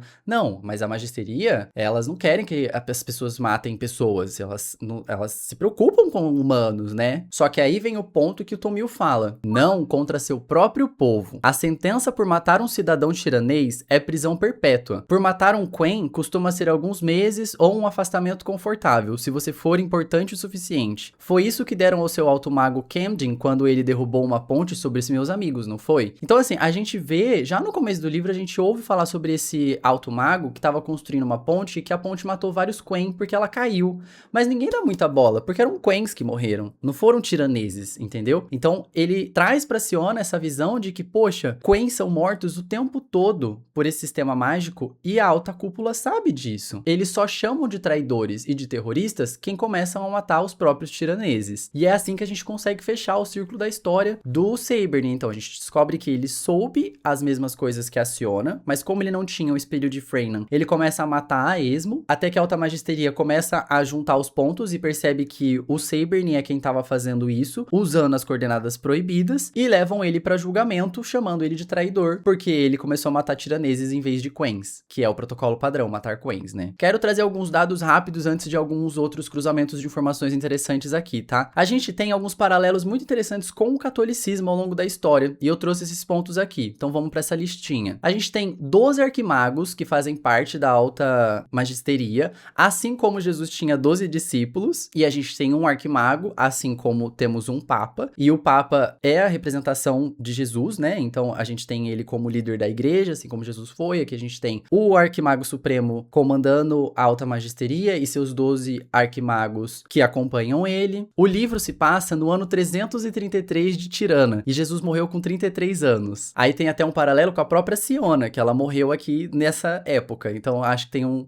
paralelo interessante também. Tem toda essa estrutura patriarcal, que são somente homens, assim como o clero católico. Aí a gente tem o arquimago supremo como o papa, os arquimagos como os cardeais e os altos magos como arcebispos. Até a forma como a eleição funciona e as vagas são abertas é da mesma maneira. Ou é aposentadoria ou é morte. No caso da igreja, eu acho que nem tem aposentadoria. Eu acho que no máximo tem um afastamento ou, em casos extremamente raros, a descomunhão, né? Tem até o Leon, que é um dos magos fundadores, que era dito como um profeta do Senhor, que recebeu as leis em tábuas de pedra nas montanhas de Venhold, assim como Moisés recebeu no Monte Sinai. A Siona é traída pela... Aqui tem uma forçada minha, tá? A Siona, ela é traída pela prima, assim como Jesus é por Judas, mas aqui não rola uma traição exatamente da Alba, né? Ela só meio que abandona a Siona, ela não vende, né? Assim como Judas vendeu Jesus. A Siona é condenada por um tribunal eclesiástico e é sentenciada à morte por heresia, assim como Joana d'Arc, tá, gente? Eu achei bem interessante que tem esse paralelo até com a história da Joana d'Arc. A Joana é sentenciada à fogueira e o flagelo queima a Siona de forma parecida. Então a gente tem até esse momento em que a Siona ativa o flagelo dentro da própria magisteria, do magicentro, e todos começam a se desmanchar e, tipo, até parece uma coisa meio bruxas queimando na fogueira, sabe? Até a própria capa dá a entender, né? Que parece um grande fogaréu. Aí tem um paralelo que é um pouco mais abstrato, mas que ainda assim, pra mim, é bem interessante, que é os textos fundadores escritos por Leon, que seriam a Bíblia original, eles foram reescritos por Fane, que era um dos outros magos fundadores, quando ele foi ficando mais velho e os outros magos fundadores morreram. Então, a Bíblia passou por essa mesma reinterpretação diversas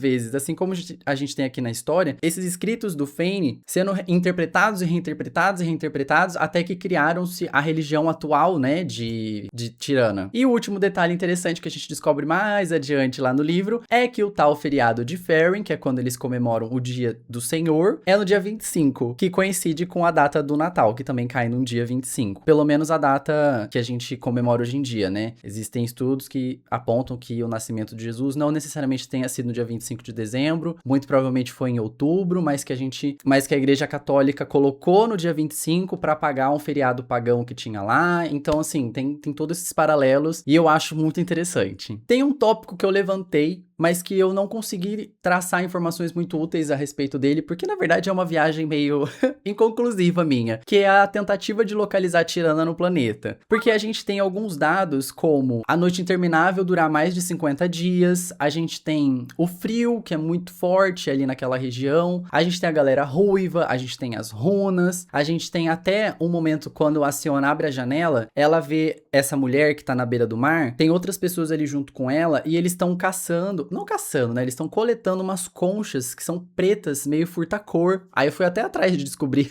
se existia de fato essas conchas, e existe uma que chama balone negro, e ela é muito frequente, inclusive, na costa oeste dos Estados Unidos, ali beirando o Oceano Pacífico. E a descrição desse povo que tava ali, a Siona diz que eles tinham cabelos pretos, olhos pretos, né, a parte da íris era preta, e a pele, ela era mais avermelhada. Isso bate muito com a descrição dos povos originários da própria América, os indígenas americanos. Então a gente tem algumas opções. A primeira é que, para a noite durar mais de 50 dias, você tem que estar muito acima do Círculo Polar Ártico. Ou seja, a gente tem pequenas regiões ali da Rússia, do Alasca e do Canadá, e até a Groenlândia, que poderiam coincidir com isso. Se eu não me engano, a Finlândia ou a Noruega também. Aí a gente tem o lance dos Queen serem ruivos e eles serem muito frequentes ali ao redor de Tirana, né? Tirana parece ser uma cidade criada por um povo muito parecido com os caucasianos, que são pessoas de pele branca e cabelos castanhos, mais escuros e tal. Eu sou, acho que caucasiano, inclusive, né? Mas não sou um grande especialista étnico, então peço desculpas caso eu esteja falando algum absurdo aqui.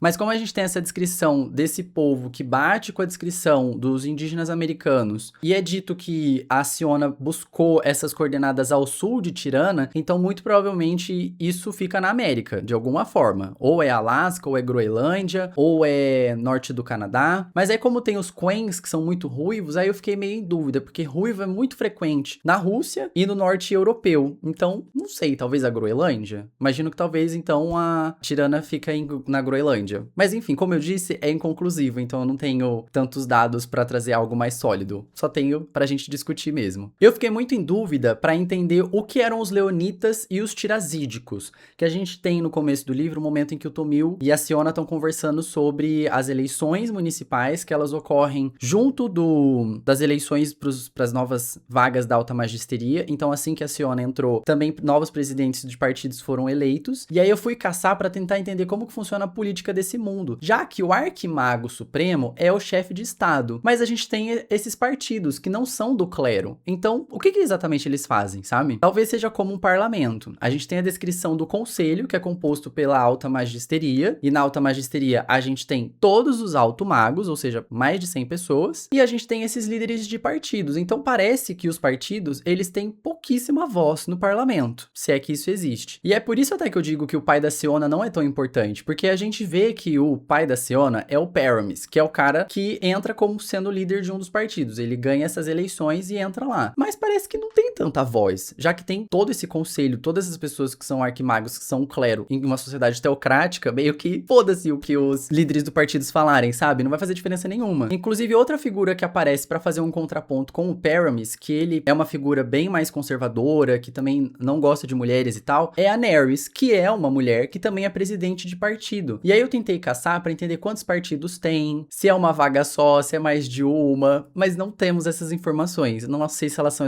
exatamente relevantes, mas a Nerys, ela é presidente do partido municipal no início do livro, e aí a gente tem umas informações de que ela tenta lutar pelos direitos das mulheres, mas que isso não atinge a esfera religiosa, né? Ela fica mais na questão política mesmo, talvez questões urbanas, assim, mas não chega no ponto da religião, ela não consegue passar desse ponto. Inclusive é por isso que a alta magisteria até é simpática com ela, porque meio que ela sabe seu lugar, sabe? Ela entende até onde ela consegue ir, até que ponto é arriscado pra ela e o clero não vai gostar. Então é por isso que eles simpatizam, porque eles entendem ela como uma mulher que, entre aspas, sabe o seu lugar. O trecho que comprova isso é isso daqui, ó. É uma conversa que a Siona tá tendo com o Brinham, e o Brinham fala: Nerys era uma defensora ferrenha dos direitos das mulheres, mas seu poder não se estendia à universidade universidade. Ela não se envolvia em questões que afetam a magisteria. Mas é isso, a gente não tem mais informações sobre Nerys, a gente não sabe como foi que ela conseguiu chegar lá, a gente não sabe se agora ela tá viva ainda, então assim, é isso, gente. Temos uma brecha aí de que ela possa estar viva e que possa lutar agora que a Alta Magisteria tá inteira morta, mas não sabemos. Eu comecei achando que os Leonitas e os Tirasídicos eram partidos políticos diferentes e é por isso que eu entrei nessa pira dos partidos. Mas eu fui começando a entender que Leonitas e Tirasídicos estão mais conectados à religião e à cultura do que necessariamente a partidos políticos. E aí a gente aprende com a Siona, quando ela tá tendo essa conversa inicial com o Tomil, que os Leonitas, eles subscrevem os textos que o próprio Leon, que é um dos magos fundadores, redigiu durante sua vida. Os textos fundadores da verdade. E os Tirasídicos misturam a isso tudo que Fane, o primeiro, cada vez mais senil, escreveu sobre as intenções de Leon. Então a gente já até vê que ela tem o viés de chamar o Fane cada vez mais senil, dizendo que ele tá cada vez mais velho, cada vez menos apto a conceber ideias intelectuais a respeito da fundação e das leis e tal. Então a gente tem isso. E até na live a gente tava discutindo sobre isso, porque parecia que os Leonitas talvez fossem um pouco mais liberais e os Tirasídicos talvez fossem um pouco mais de direita. Só que, na real, pelo que eu entendo, os Leonitas é meio que se fossem a galera da direita e os Tirasídicos da extrema direita. Porque os Leonitas seguem o que o Leon fez e pregou, e aí é aquilo, e tipo, são só aqueles ideais iniciais, e os Tirasídicos vieram depois e criaram toda uma religião com regras e muitas outras coisas, e todos os dogmas de religião em cima do Leon, entendeu? Então é quase como se tivesse a figura original e o que veio depois dele. É como se fosse Jesus Cristo e a Igreja Católica, entendeu? Você segue o que ele diz ou você segue os dogmas dessa religião. Meio que isso, entende? Todos seguem os mesmos princípios, mas eles são de vertentes diferentes. E agora o que eu quero conversar com vocês é uma listinha que eu trouxe dos arquimagos atuais. Eu listei todos eles e coloquei as principais funções deles, principalmente porque eu quero discorrer um pouquinho sobre o arquimago Brimham, né? Que esse cara tem algumas coisas aí pra gente conversar sobre ele. Então vamos lá. O primeiro e mais importante dentre os arquimagos é o arquimago supremo Orinhel. Ele é o chefe de estado e também da religião, ele é um clérigo, né? E a sua geração sucedeu diretamente à do mago traidor Sabernin, o que me faz pensar que talvez, depois de uma traição tão grande para com a religião deles, talvez esse cara tenha vindo, o Orinhel, né? Tenha vindo ainda mais conservador. Talvez ele tenha sido escolhido para ser o novo arquimago supremo,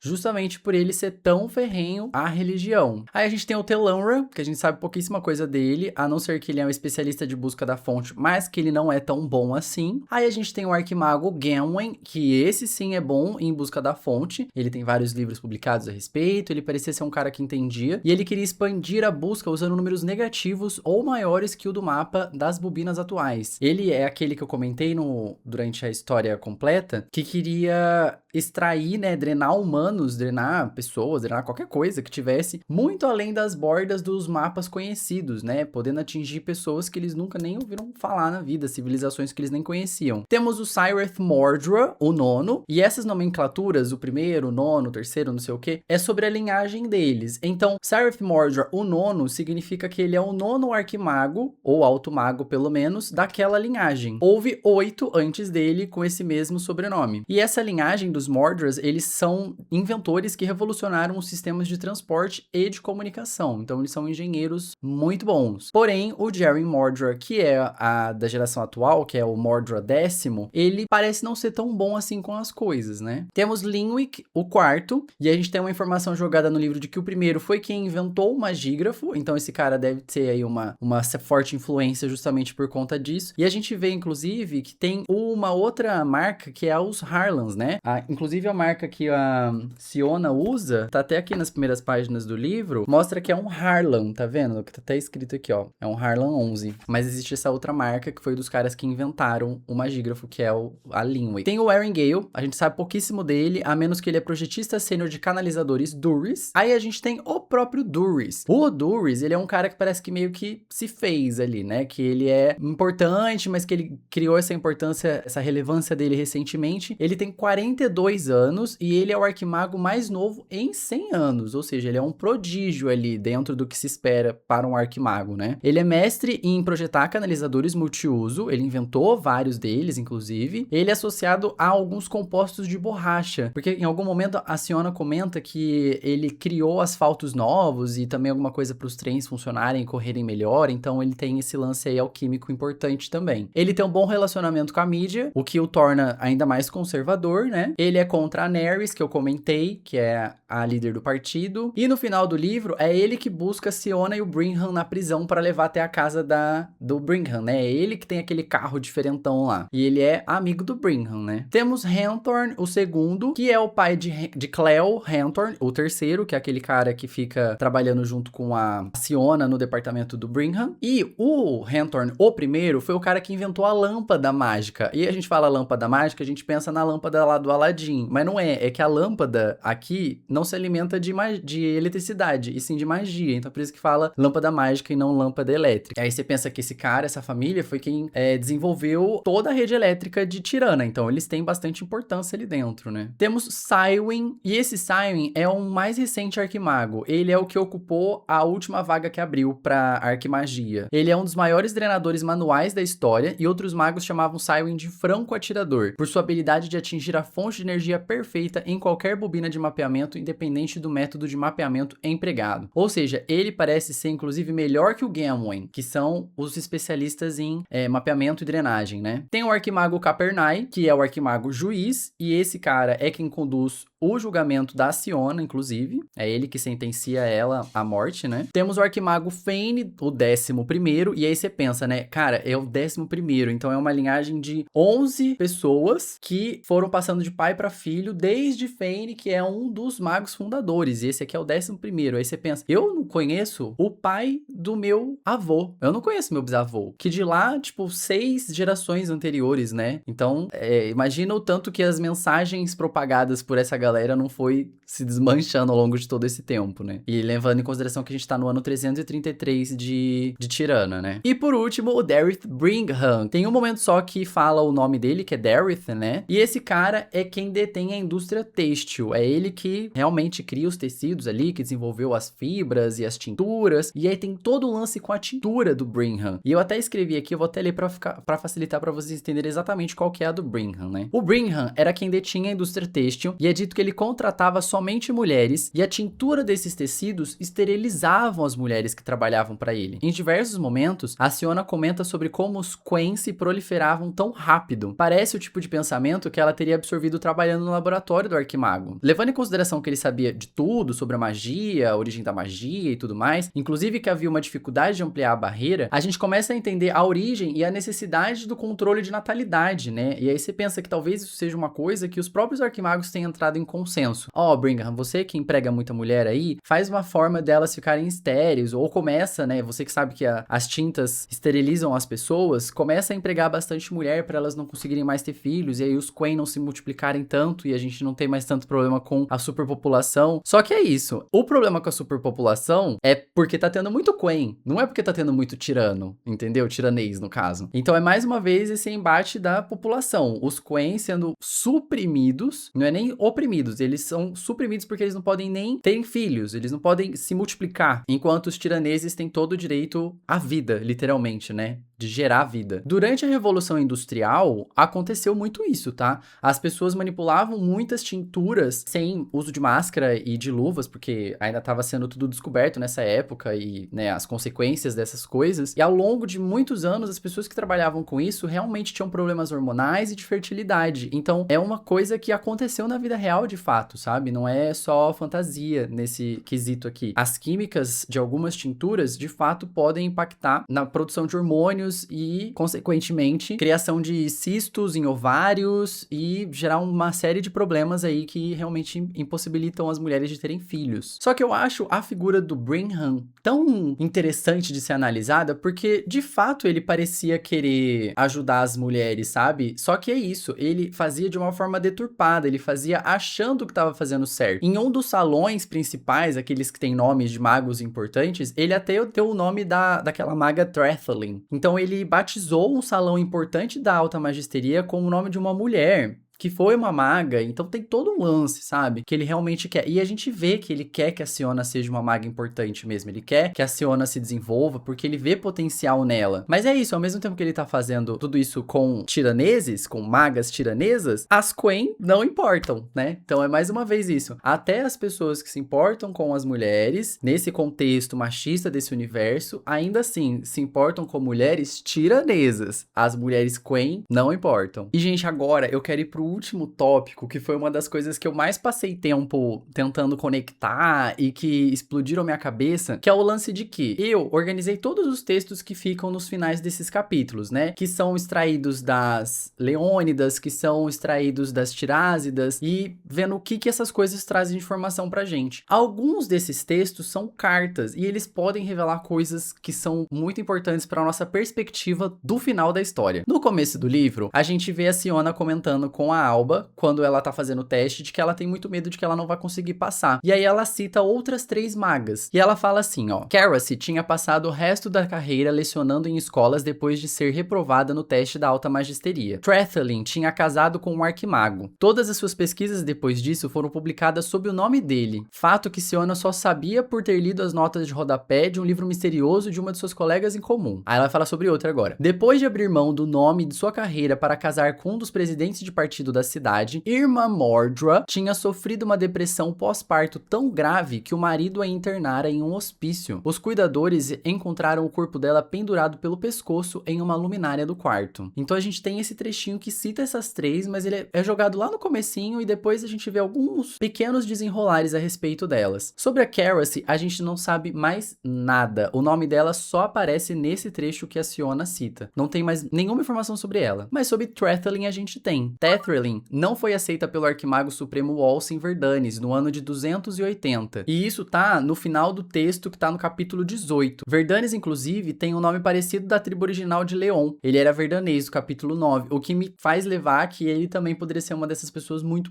conservadoras, né? E nessa carta ele tá falando: devo deixar clara minha forte objeção à permissão de magas nessa nossa ordem tão sagrada. O próprio Leon sustentava que a lógica é uma característica intrinsecamente masculina. As mulheres, sendo governadas por emoções, olha só, não têm lugar em posições de poder político ou mágico. É bom e correto treiná-las em magia como educadoras, conforme sua natureza protetora, e acredito pessoalmente que tais atividades devam ser incentivadas. Mas ter uma mulher assumindo um papel masculino de inovadora não é certo e nem natural. Alimentar essa ideia desrespeita nossos antepassados, além de colocar em risco nossas esposas, filhas e irmãs. E aí vem a frase: por esses motivos, independentemente de seu talento, rejeito a candidatura da senhorita Trethelin à alta magisteria. Arquimago Supremo Walsin Verdanes, 280 de Tirana. Aqui a gente vê que de fato ela era talentosa, porque ela quase chegou lá, mas ela não pôde passar por essa barreira. O Arquimago Supremo simplesmente não deixou. Ele simplesmente não quis. Então a Trethelin, ela tem essa história e é muito triste, né? Pensar que quase isso aconteceu com a Siona, né? A Siona só conseguiu subir porque o Arquimago Brinham lutou muito por ela lá dentro. Tem até uma dessas cartas em um final dos capítulos, que é uma carta de recomendação do próprio Brinham ao Arquimago Supremo, à alta magisteria, falando que ele apoia ela, que ele acha que ela tem sim que ser uma das altas magas. Mas ainda tem um pequeno desenrolar sobre a Trethelin. Como ela foi recusada em 280, é possível que Brinham a tenha conhecido pessoalmente, porque isso foi apenas 50 anos atrás. E a Trethelin, ela pode ter sido recusada enquanto jovem, né? E ela pode até, inclusive, estar viva até hoje, a gente não sabe. Acho pouco provável, mas ela pode estar viva até hoje. E o Arquimago Brinham, que já é velho, pode ter conhecido ela jovem. E como é dito, o Brinham dá o nome de um dos salões em homenagem a ela. E a Siona relata dessa forma: o prédio do Arquimago Brinham erguia-se imponente na junção entre a antiga alvenaria branca do campus original e as novas estruturas de cimento da extensão do campus. Até a gestão de Brinham, o prédio era chamado de Salão Nordeste 4. Mas, quando ele estabeleceu suas operações lá, Brinham decidiu que, como principal empregador de mulheres da cidade, queria homenagear uma maga amplamente esquecida da geração anterior a dele, chegando até a usar o seu nome de solteira. Então é isso que eu falei mais uma vez, né? É o link do Brinham querendo ajudar mulheres, mas essas mulheres se forem apenas tiranesas, e a Trethelin tendo pelo menos um pouquinho de prestígio a essa altura, sabe? Por mais que ela não tenha conseguido se tornar uma alta maga, hoje ver a Siona trabalhando no prédio com o nome da Trethelin dá um pouco de um gostinho feliz, sabe? Mas, meus amigos, chegamos finalmente em Irma Mordra, que é a terceira maga citada, e a história dela é muito diferente. Irma Modra se matou. A gente vê isso no trecho que a Siona fala, né? Até voltando pra falar. Depois de abrir mão do nome de carreira para se casar com um dos presidentes de partido da cidade, Irma Modra tinha sofrido com uma depressão pós-parto tão grave que o marido a internara em um hospício. Os cuidadores encontraram o corpo dela pendurado em uma luminária de quarto. Ou seja, ela foi importante, ela tinha uma carreira enquanto solteira, casou, perdeu o sobrenome de solteira, teve uma depressão pós-parto, foi tratada como louca e depois ela se matou. A Siona, inclusive, se compara com ela nesse mesmo trechinho que ela tá falando sobre as três mulheres. Ela fala assim: eu não sou Trethlin nem Caracy, eu sou Irmã Modra, não vou sobreviver. E, gente, isso é no começo do livro. E no final, acontece exatamente isso. A Siona, ela também se mata. Irma antes foi internada num hospital psiquiátrico. Descobrimos no texto do capítulo 12 que a recomendação para mulheres com males da psique é lobotomia. Esse trecho é de um arquimago alquímico médico que tá falando sobre os males da psique feminina e tal, e aí ele cita que, nesses casos, elas têm que ser lobotomizadas. Então, assim, ela teve depressão pós-parto, foi levada pro hospital psiquiátrico e lá, em vez de tratarem a depressão dela, lobotomizaram a mulher. E aí a gente tem uma evidência dessa lobotomia porque ela tem uma carta, que também é um desses trechos, desses textos que ficam no final dos capítulos, que é o final do capítulo 6, que ela tá mandando pra Cyrith Mordra, que é o pai do Jerry Mordra. E aí, essa carta, ela tá repetindo um monte de coisa. Ela tá falando assim, ó: eu fui uma deusa, sei que você vai me achar tola, mas sou uma dama piedosa, tenho boas maneiras e devo dizer a verdade. Eu fui uma deusa, mas eu sou uma dama piedosa, tenho boas maneiras e sei que nessa casa só há lugar para mais um deus. Ela fica repetindo.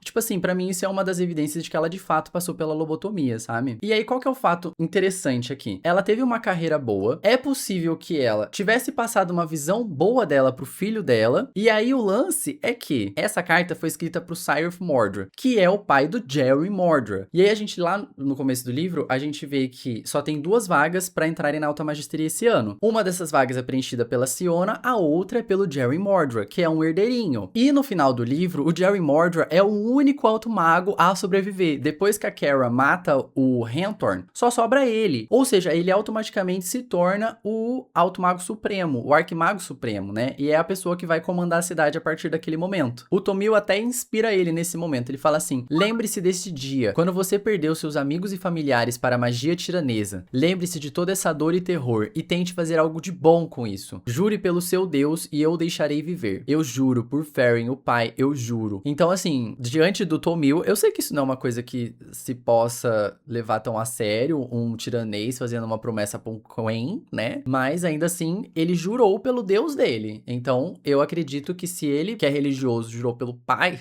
então eu acho que ele pode levar essa promessa a sério. E o Tomil ainda acrescenta: e não me agradeça, agradeça a Siona Freyna. E assim, gente, a gente tem esse final do livro com um gosto amargo, porque a protagonista morre e o Tomil foge, mas eu acho que é sobre esse lance da ideia ser propagada, sabe? No final das contas, o sacrifício da Siona talvez não tenha sido em vão. Se a mãe do Jerry conseguiu passar um pouco dos ideais dela pro filho, e a gente vê isso no comportamento dele, talvez a cidade tenha esperança, sabe? Talvez Tirana não seja um lugar tão ruim no final das contas, depois de tudo que aconteceu nesse ano. E qual que é a minha justificativa pra isso? Por que eu acho que o Jerry, ele é diferente? Lá pro meio do livro, depois que já fizeram um pouco de bullying com a Siona, tem um momento que ela encontra o Jerry sozinha, que estão só os dois. E aí a gente tem essa troca. Senhorita Freynan, disse uma voz, e Siona virou-se para encontrar Jerry Mordra no corredor atrás dela, com uma pilha de anotações apertada com força contra o peito. Ela pergunta: o que você quer? Ele responde: eu queria perguntar, você tá bem? E a Siona pensa: devia ser a primeira vez que um dos colegas de trabalho de Siona se dirigia a ela de maneira gentil. Desconcertada, ela se atrapalhou.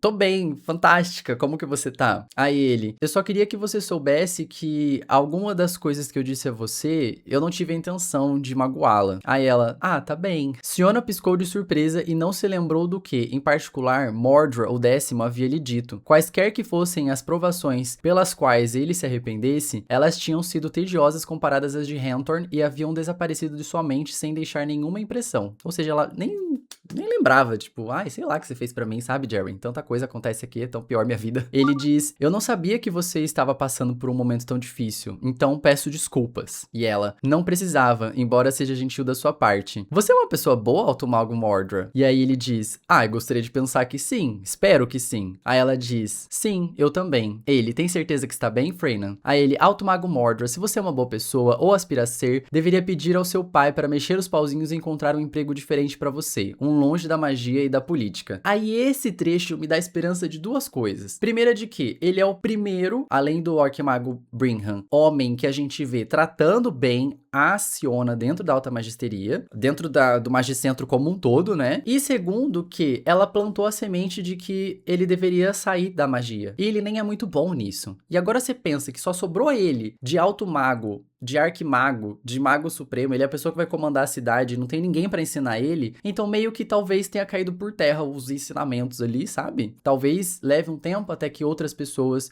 aprendam de novo a magia por meio do que tem na biblioteca, talvez ele seja feito de trouxa, não sei, mas eu tenho um pouco de esperança de que ele talvez faça a coisa certa. Agora que ele detém todo o poder na mão dele e que ele tem influência da Siona e da mãe, e aí eu falo que ele tem influência da mãe porque o pai dele é uma pessoa horrível. De que outra maneira ele teria sido gentil com a Siona? A menos que dentro de casa ele tivesse uma maga que tinha sido tão grandiosa e que tivesse tido um final triste. E assim, é exatamente isso, sabe?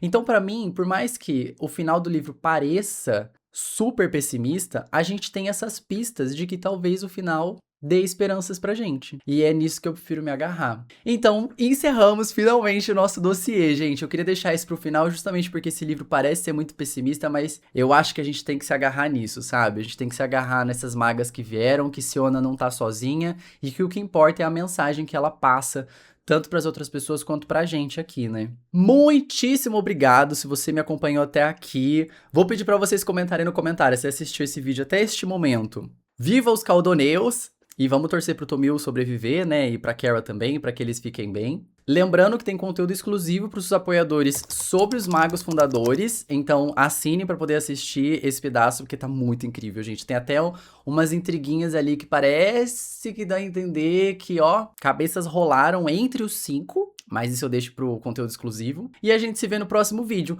Comente aqui qual livro que você gostaria que eu fizesse dossiê também. Mas lembrando que eu só vou fazer se eu gostar da história, então tem que ser livros que eu vá gostar também. Não se esqueçam de se inscrever no canal, deixar like no vídeo e a gente se vê no próximo. Até lá, tchau!